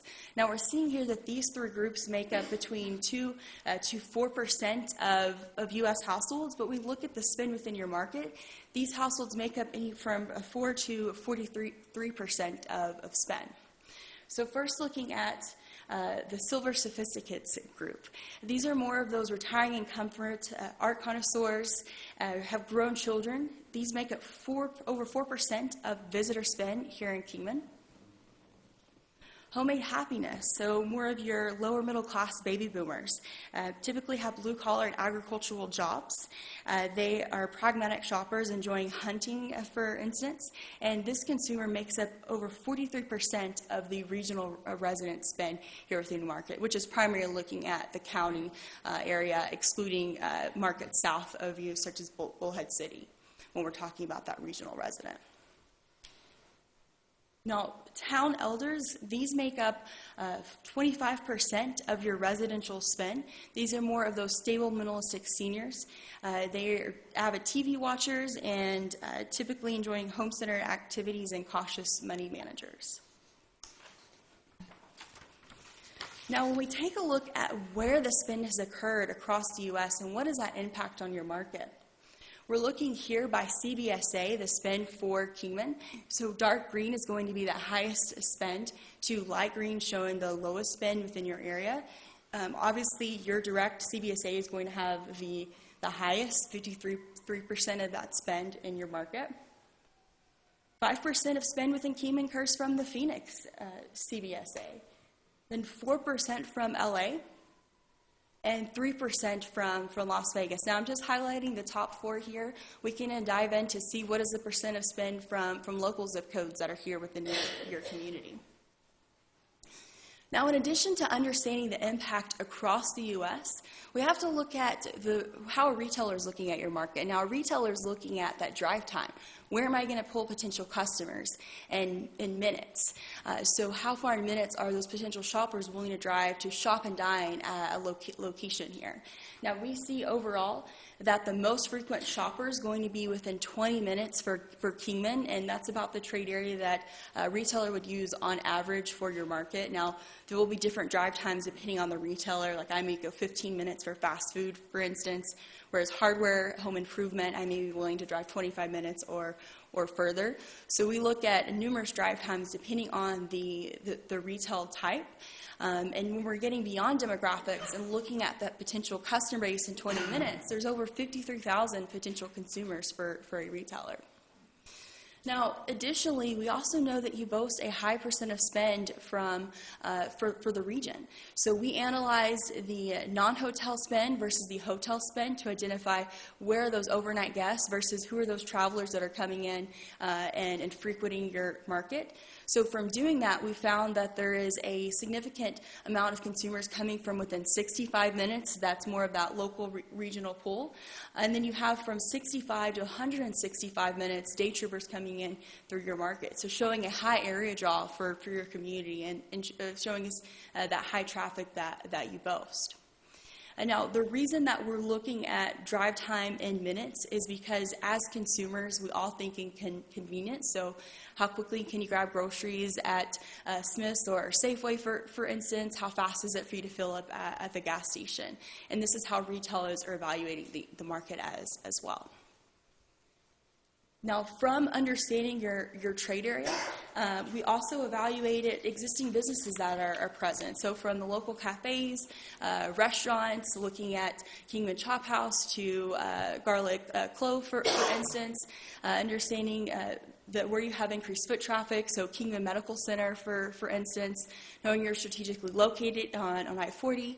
If you're traveling from Vegas or after you hit Henderson to come to your market, you're basically that hub where families and travelers and tourists are wanting to shop, to dine or make purchases.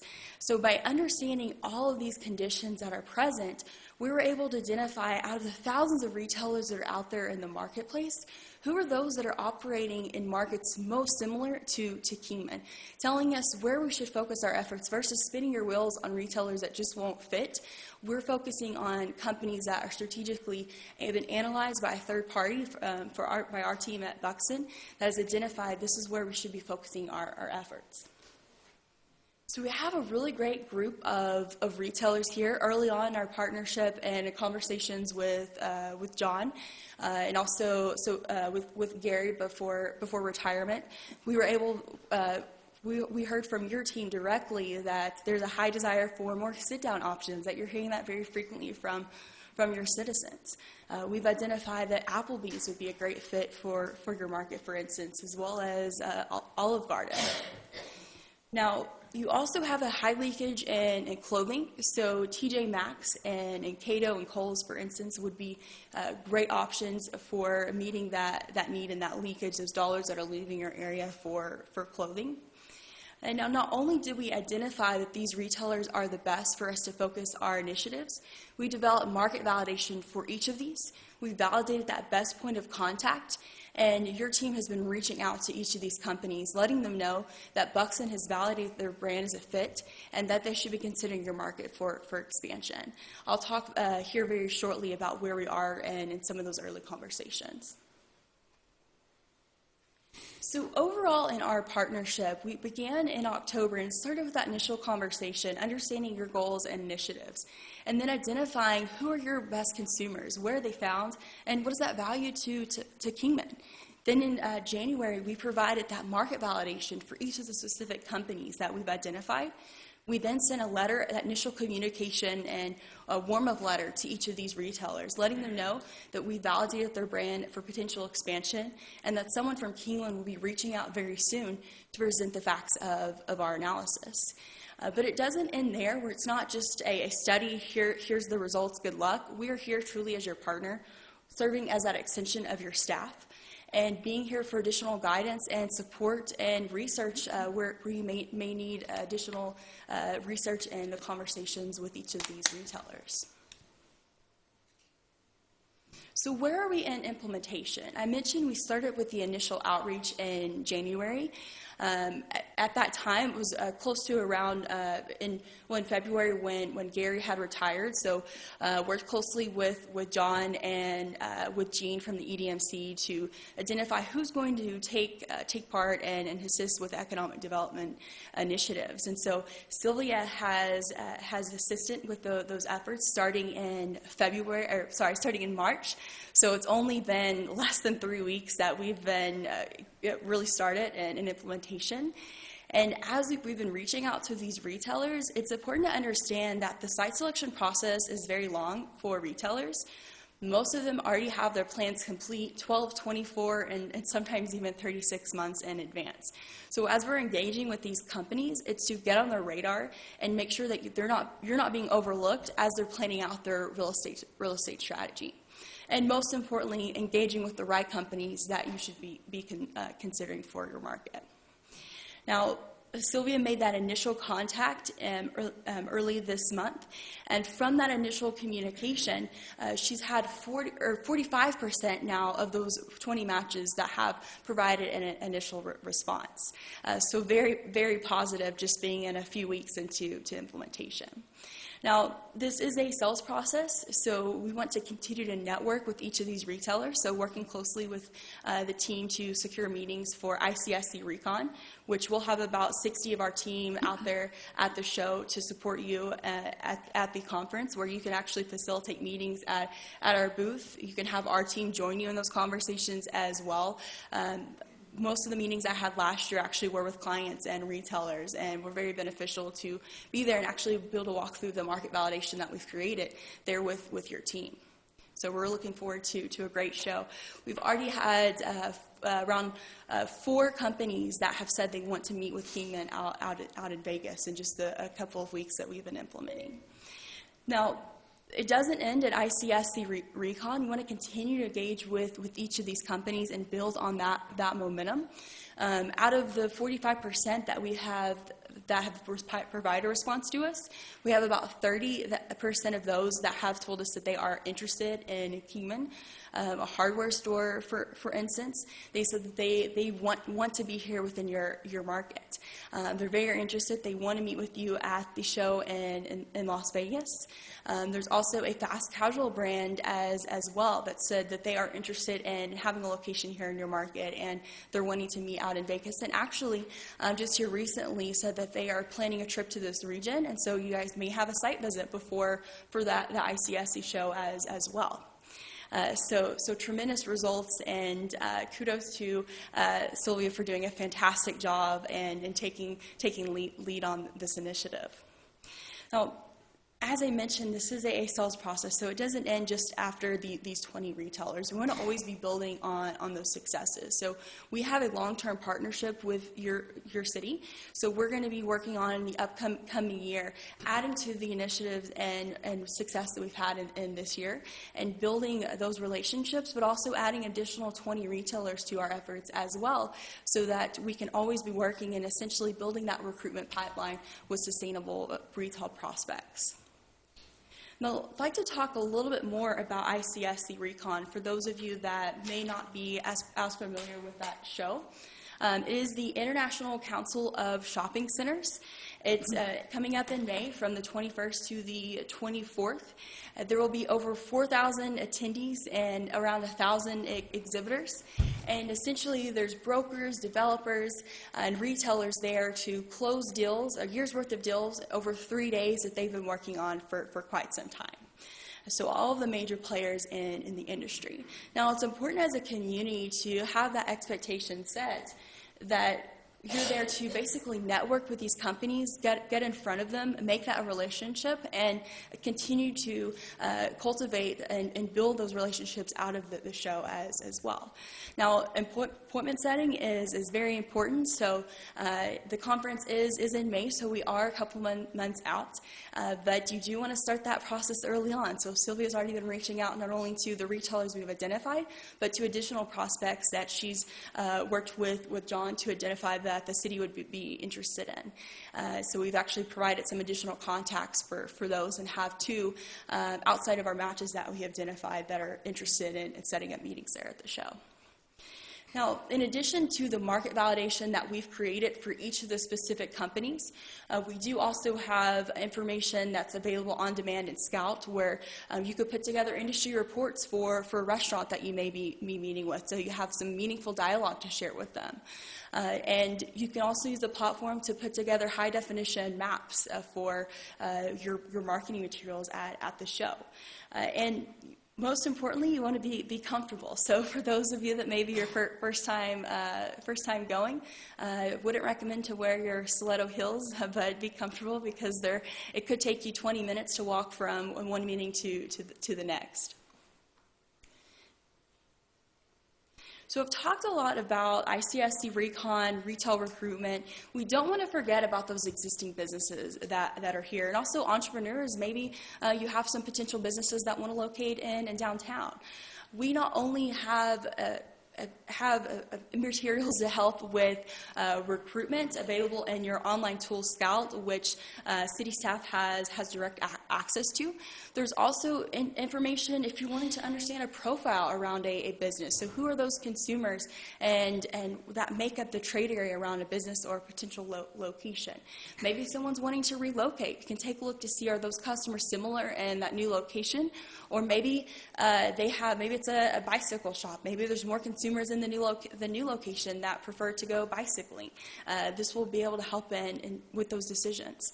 Also have a demand and surplus analysis. So you also have in your packets that retail analysis report, which essentially is looking at where you have unmet demand and possible opportunities. So you'll see there that there's around 40% leakage in clothing and around 30% leakage that's leaving your community in food service and drinking places, for instance. So helpful information to provide for small businesses wanting to see where is the unmet demand if they're trying to decide what type of business to open. Propensity reporting, so merchandise preferences. If you're trying to optimize what's on your shelves, this will provide insights to the consumers, are they more likely to purchase Huggies or is it Love's? Is it Pepsi or Coke products? Is it Coors Light or Miller Lite? This will tell you that level of information. And then basic demographics as well. So looking at the recent year estimates, projections for future years, but also previous year census information so that you can understand those trends. And so basically arming your existing businesses with the same level of information that national retailers are using to make their business decisions. And one thing the platform provides, so it's not only just looking at this information for Kingman, you have the ability to look anywhere in the U.S. So say, for instance, you maybe have a small business owner that has 3 locations in the county, and they're wanting to add another location in downtown. Through this tool, you can do a comparative analysis and look at the locations they have in the marketplace, and then look at Kingman to share with them what similarities does your market boast to help them in making that decision. So overall, our partnership provides you resources to help with the new growth, existing growth, planned and proposed developments. And also, basically, we're going to continue to provide you that competitive advantage. So for your local broker community, for developers, to help existing businesses, to help you respond to any threats in the community. So maybe there's a vacancy that's coming up, helping you identify who may be a best fit for that property. And being that staff extender, so providing you professional support and guidance for your initiatives, whether it's retail, restaurant, or helping you with healthcare questions as well. So at this time, I'd love to answer any questions that you may have regarding our partnership, our initiatives at this time, where we're looking to go, getting ready for Recon, or if you have any questions for city staff as well and what our efforts have been. Thank you very much. You have questions? Go ahead. I would have a question. Thank you for presenting tonight. I assume you're using census data, which secondary data source, it lumps together Lake Havasu City and Kingman into one. And we heard the mayor just talk about what their median age is. It's pretty significantly, it's in the 50s. I was just wondering, do you have age and spend broken down by zip code? I thought you maybe said that you did. And the reason I think that's important is this work is incredibly important. If we're going to use this as a transformative force for our community, I mean, you look at our biggest employers in town, the hospital, the KRMC, and the community college, and upper and middle management at the industrial park here. They all, the HR people have the same issue where they're trying to get people to come here to recruit them, but the families, they don't have a lot of the restaurants or the shopping or the amenities that they want. And I know that you showed the 3 groups as residential and then the visitor spend. But I think it's important to look at maybe the spend and the age by zip code, if we could, just because we're trying to recruit, younger, the doctors, the professionals, and to help our community's largest recruiters. I just want to make sure that we get the right blend of stores and restaurants that they will use and not continue to go out of town. Does that make sense? Sure. So looking at basically demographics for the different zip codes that are coming in and spending, we absolutely have that information available. Now, we do, the demographics are based on census area and projected estimates, but that's only one of the many data sets that we have available. We also have household level information, so I can know exactly what a household, what their profile is, what type of customer they are, what the shopping habits are for that particular consumer type. And from extracting, so we can look at the information by zip code, but just to give you a sense of the age, from extracting the transactions in your community, we found that 72% of the residential spend are over 45, and 64% of the visitor spend are over the age of 45 as well. And that's in Kingman, or is that in the statistical area Havasu, Kingman? It's within Kingman. It's in Kingman proper, okay. Well, within your, to be precise, it's within your zip code. So you're... Got it. But you're also helping us to basically fill that void that we are facing as a community weakness right now, trying to get those restaurants and retail in here that will help us to recruit the professionals that we're looking to. Yes, absolutely. So I've been working directly with Sylvia, and she's been heading up those conversations and already had a number of retailers that said, yes, we want to be here. Let's plan a meeting at ICSC, or hey, let's get a meeting before, and we'll actually want to come out and tour the area. Thank you very much. Other questions? Just one question. In your analysis for recommended companies or companies that look like they might be compatible with this, are we simply using hard data or stats collected up to this point, or do we at any point do you guys look at projected data or like a city's potential or anything like that, or even the progression of certain companies that might entice other companies to come in? Does that make any sense? So looking at co-tenancy and projected trends. Yeah. So absolutely. So one thing, though, to keep in mind, when retailers are making their site selection decisions, they're making them on what's currently there, not what's going to be there in 5 years. They want to know that you have that market to support them today as they're planning out those decisions. But we do factor in some of those projections on demographics, so looking at growth, for instance. And we also look at the existing businesses that are here to see if you have the right type of co-tenancy that those retailers are looking for. Okay. Typically, what you'll see is next to a Best Buy, there's almost always a Bed Bath and Beyond type of a situation. Does that, do some, if you entice one company, does that sometimes, like if attract another? Yeah, does that attract another? Do they come in pairs at times, or? A lot of times it is that domino effect. You're looking at attracting that one anchor tenant for development, and then securing those co-tenants from there. And there are instances where once you have that one retailer that comes in, then the others are knocking at the door. So that is a piece of that, and something that we look at too as well. So when you have a new business that's coming in, how does that change the impact of the retailers that we'll be working on in the upcoming year? So that would change your analysis as well when you're right. looking into these things. Okay. I have a question. Great. Go ahead. Another question? I don't know if this is for you or the city manager, but I'm thinking about how the dots get connected here, because we have developers in Kingman, for example, the renovation going on is it Kingman Square? Mm-hmm. And we have the hospital looking at retail strategies for potential land use around Kingman Crossing. So how does all of this information that is available get communicated and used to support those who are actually doing other studies and the retail strategy studies and development in the city? So there's a number of ways that approach can be taken. I know that John has shared the information with several of the developers. I actually had a call a couple of weeks ago from a developer that was really excited about the information that we've provided so far.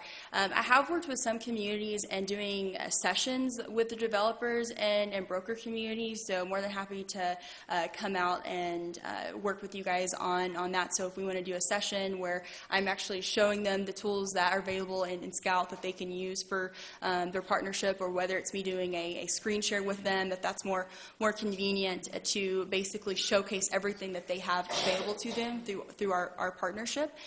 So I would absolutely want to encourage you guys to continue to use that tool even more. I think that would be a really good idea to arrange something for the development community and kind of an open invitation to see what tools are available for them. Sure. And get the support broadly out there for all of those that are looking at retail. One of the companies we will be interviewing with in Las Vegas is looking at a vacated property here in Kingman. It's already built out, just that's the one they're interested in. That's what we're going to go talk to them about. And that-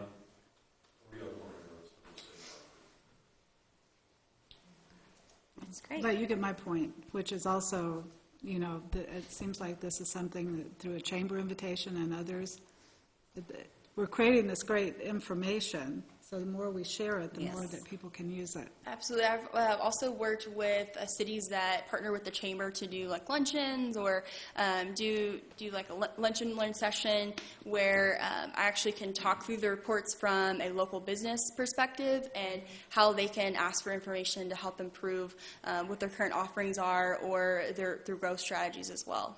Good, thank you. Thank you. Any other questions or comments? Thank you for that. Really. Comment, Oh, and Cheyenne had talked about it earlier when we were about 2 o'clock when we talked.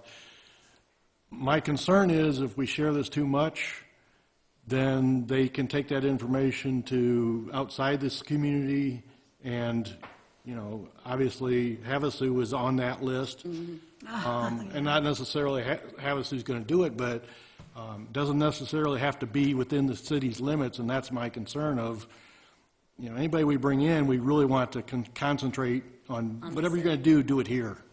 That's a good point. Absolutely. Good point. That's a good point. Yeah, John brings up a great point that you do want to be aware of, that the tool is available to look at areas anywhere across the U.S. And so absolutely, if we did do a meeting like that, the focus needs to be as Choose Kingman. And if you're looking to grow only in Kingman, that's how we'll work with you guys on that. Good point. Thank you. Thank you. Hey, thank you very much. Thank you for having me. Okay, moving on. Last item of the evening, new business. 6A, request for allow property escrow agreements as a form of assurance for subdivision improvements. Doug Engel of Engel Homes Incorporated has requested that the City of Kingman again allow the use of property escrow assurance agreements to assure the completion of improvements required for subdivisions. Prior to the passage of ordinance number 1773 by the City Council on May 6, 2014, the subdivision ordinance permitted property escrow agreements as a method of assurance. This ordinance eliminated their use as there were concerns that there is no cash associated with this particular assurance method and therefore no means for the city to pay for uncompleted improvements should a developer fail to perform construction. The council is asked to consider whether or not they want to initiate a text amendment to the subdivision ordinance which would permit property escrow assurance agreements. The council could also refer the matter to Planning and Zoning Commission for review and recommendation prior to council consideration. This is at council discretion. I'll go ahead and start. We had this discussion. Questions I asked at yesterday's staff meeting is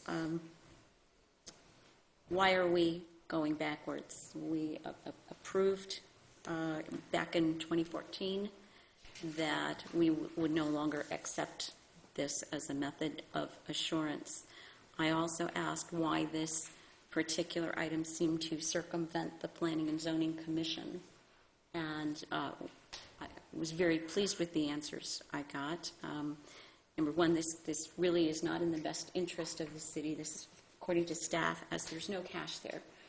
So the city really has very limited recourse aside from legal action.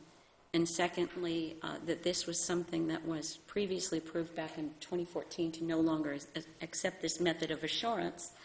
I appreciate the staff saving valuable time and resources and just asking us if this is something we want to consider, and if we did, then it would go back to planning and zoning. I personally see this as a step backwards as far as we're going to be asked to no longer require any money assurance, but accept the property escrow assurance. So I don't know if staff wants to elaborate on that. I'd be happy to elaborate if there's any questions, but I think the mayor covered it pretty well. Okay, thank you. So any questions of staff on this item? Thank you very much. Appreciate it. All right. We'll go ahead and entertain a motion. Do you want to? Oh, I'm so sorry. I'm so sorry. I didn't see you. Please approach. Hi, my name is Tyler Engel. Doug couldn't be here tonight, but I'm the president of Engel Homes, and we own several other development companies.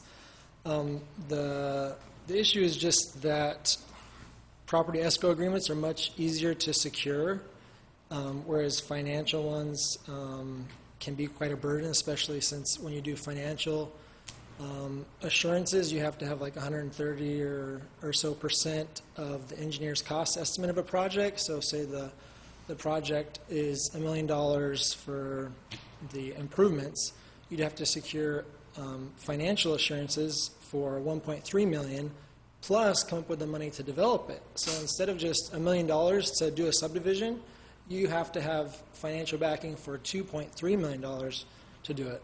And so property escrow agreements is the way that Kingman has developed most of the subdivisions that are currently in existence now. The state real estate department lists it in the Arizona Administrative Code, Title 4, Chapter 28, as an accepted assurance type to use. The county allows it and actually prefers it, so we develop also in the county, just as Surbat Vistas Phase 2 did that, no problems, done. We're building houses in it now. Bullhead allows it, Lake Havasu City allows it, and also other cities. So it's just a matter of how friendly, I guess, you want to be to developers and how restrictive you want to be.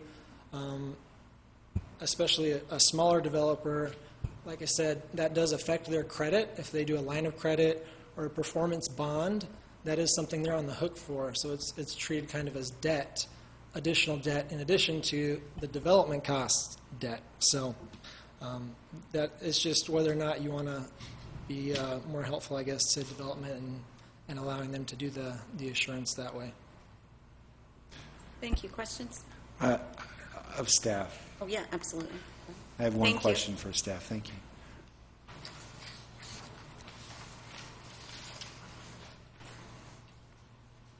Yes, sir. Thank you for coming back up. So now a company such as his, would they have to come up with a bond or something at the first part of the project? Do they have to complete 100% of the whole project, or is there a way to sort of release some of that money after inspection by the city at various stages, and rather than waiting until the end of the project to release? How does it work right now? We've done it both ways, but it is an option when you have a cash assurance to release it in stages as portions of the subdivision are completed. I guess the most recent example would be the Sunrise Business Park subdivision, where the new hotel is going in, the Hilton Hotel is going in. That was released in stages. I believe grading was done, and then that was released, and then the streets were done, or I think the sewer and the undergrounds were done, and then the streets were done. Yeah. So it is possible to do it in that method. Okay. If it would be, well, when it's time, I'd like to, if it's all right with the council, to ask our Planning and Zoning Commission to look at something like that. I mean, the concern is we don't want the city to end up on the hook to have to complete something and not have money to do it. So if you were to release money in stages after our city people go out and approve at certain identified points, It seems like it would work better for everybody. Don't we currently do that? But I was about to say, we do currently allow that Oh, you already do it. process. Right. The only question is whether we would allow the property escrow assurance agreements, which does not No, involve any cash. doesn't have anything to do with that. Right. So to that, may I ask, if a developer failed to complete the improvements, who's on the hook for that? That would be the city, is that correct? Well, it would depend on what stage it was in. The subdivision ordinance does allow a process for the council to vacate a subdivision that's been recorded, but the improvements have not been completed. There is that process. Normally, there'd be a sunset date by which the improvements would need to be completed. That would be part of your agreement with the developer at the time the assurance agreement is adopted. So those are some ways of dealing with that. But in the past, when we had during the boom era, we had property escrow agreements with no sunset date. The development never occurred, and then it just sat there. Right. And the main issue would be a situation where the improvements were partially completed, but not totally completed.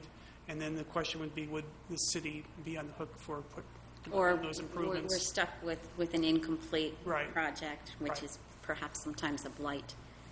Okay, so really all you're asking of us this evening is if we want to even entertain this, and by doing that would be to send it to Planning and Zoning Commission? Right, Okay. right. Okay, thank you. Any other questions or comments? May I ask the city attorney, I'd certainly like your opinion on this. Oh, I recall when we made that change, and it was basically to facilitate, to have that cash on hand if that incident ever occurred, because as we noted with the property escrow, in the end, you may get the property, but it still needs to be fixed up, and then you'd have to figure out how would you complete those improvements. Either the city does it or it gets sold out, and then those improvements have to be completed part of that sale. So I remember it was Mr. Jepson that was really pushing for this the last go-around based on a lot of experiences he had across the state. So. Okay, thank you. Has Kingman had any kind of losses in this, where we had the assurances and then the development went belly up and we were stuck? We've been through some of those problems that I think we've managed to work through them through some negotiations with the property owners, because I think there was some bankruptcies involved when then you kind of lose some of those assurances. But I don't know if we've had to spend money out of pocket to complete anything that I'm aware of. And the people that do it would know more than I would. There's been some instances in the past where we've had to complete sidewalks that were never completed, and we had received a cash assurance, but it wasn't enough money because by the time we were doing the work, years later, the prices had gone up. Sure. So part of the 130% that Mr. Engel had mentioned, the ordinance got changed to require that. That's the reason that we now require 130% of the engineer's estimated cost. Okay. As far as taking over a subdivision and completing the improvements, I don't know of any in the city. I do know Mojave County had to do that for a subdivision, and it was problematic for them, I believe. Sure. Okay, thank you. Thank you. Any other questions? Okay. We have some direction? I would suggest, I'm going to say to take no action on this, but thoughts on that? I'll make that in the form of a motion to take no action. Second? Any discussion? Well, the one thing I want to say, I want to clarify that it is this council's very, very strong intention to try and make this absolutely a building-friendly community. We cannot, though, create a situation that might become a detriment to the rest of the community. So I'm very pleased to know that we'll continue to work to release cash as the project continues. But I think this is, would be a step back to take another look at this. So we do have a motion and a second, and if there's no further discussion, all in favor? Aye. Aye. Any opposed, same sign. Okay, item 7, reports. I don't have anything under this heading. Does anyone have any reports this evening? I attended Clean City, where Clean City Commission, where naming of the mascot was discussed, along with possible curbside recycling. Wonderful. ahead. Yeah, I attended EDMC Commission meeting last Wednesday. We talked about the strategic planning efforts, and they also talked about some vacancies that they have on the commission that they were going to be moving forward with. So, Great. You have anything? I attended the Planning and Zoning Commission meeting, and there was a lot of discussion about numerous items. And I think that some of those will be coming forth to council, especially about banners and things of those natures. But I did suggest that at that time that the downtown issues be aligned with the downtown town hall that Councilwoman Scott Staley is arranging. That's all. Thank you. Any other reports? Okay, moving on to announcements by mayor, council members, city manager. I just want to, number one, reiterate what I talked about earlier. If we could all, as a council, whatever commission or board you are the liaison to, when you learn of a vacancy, kindly let the rest of the board know so that we can begin to actively recruit to fill those positions. And secondly, through the city manager, could we kindly ask the city clerk to set the workshop for the city council, just the city council, to discuss and establish expectations for the airport and industrial park? So if you could kindly get a schedule going for that at your earliest convenience. Thank you very much. I do have one more Go ahead. announcement. There will be a vacancy on Planning and Zoning Commission. So please go out and find some good people. To that regard, there's also a vacancy on the Youth Commission. So it'd be nice to, three vacancies on the Youth Commission. So it'd be nice to fill those positions as well so we can have a quorum and actually, What ages? kids involved. I believe high school. Is it high school? Okay. Yeah. And I think it goes I think the summer after high school, or is it? More or less, yeah. What kind of projects are they working on, council member? Well, currently, it's difficult to get a quorum together. All right. So we would definitely, we'd We like need to fill three? those 3 spots. Okay. That sounds good. Great. Did you have anything you wanted to add, sir? I did, but Vice Mayor covered it for me, so All thank right. you. Okay. you know, I did have one announcement. I'm trying to work with a company called Prologis in Las Vegas to schedule a tour of an industrial real estate product called Spec Shell Industrial Space. It's something that they use in Henderson and Las Vegas and the Valley. One of the things that we deal with here in Kingman as far as economic development is concerned is a lack of industrial buildings that are of a sufficient square footage and also built to modern requirements. And this is a tool that can help communities to overcome that. And I think it's best to see something with your own eyes and to hear it with your own ears. So, I mean, if there's any interest in participating in that, I would assume it would just be a day trip. We would go over, tour building. Hopefully it would be open to real estate professionals, to builders, to the folks out at the airport authority, as a tool that we should probably investigate. So I'm not sure if you could help me get the word out to gauge interest. Thank you. Okay, thank you very much. Anything else? Yeah, I'd just like to say welcome to Shorts and Short Sleeves. Yeah, right. Want to wish the community a very happy, healthy spring. Get out there and enjoy it. Dry our parks. Thank you so much. And having said that, we'll entertain a motion to adjourn. So moved. Second. All in favor? Aye. Thank you all for attending this evening.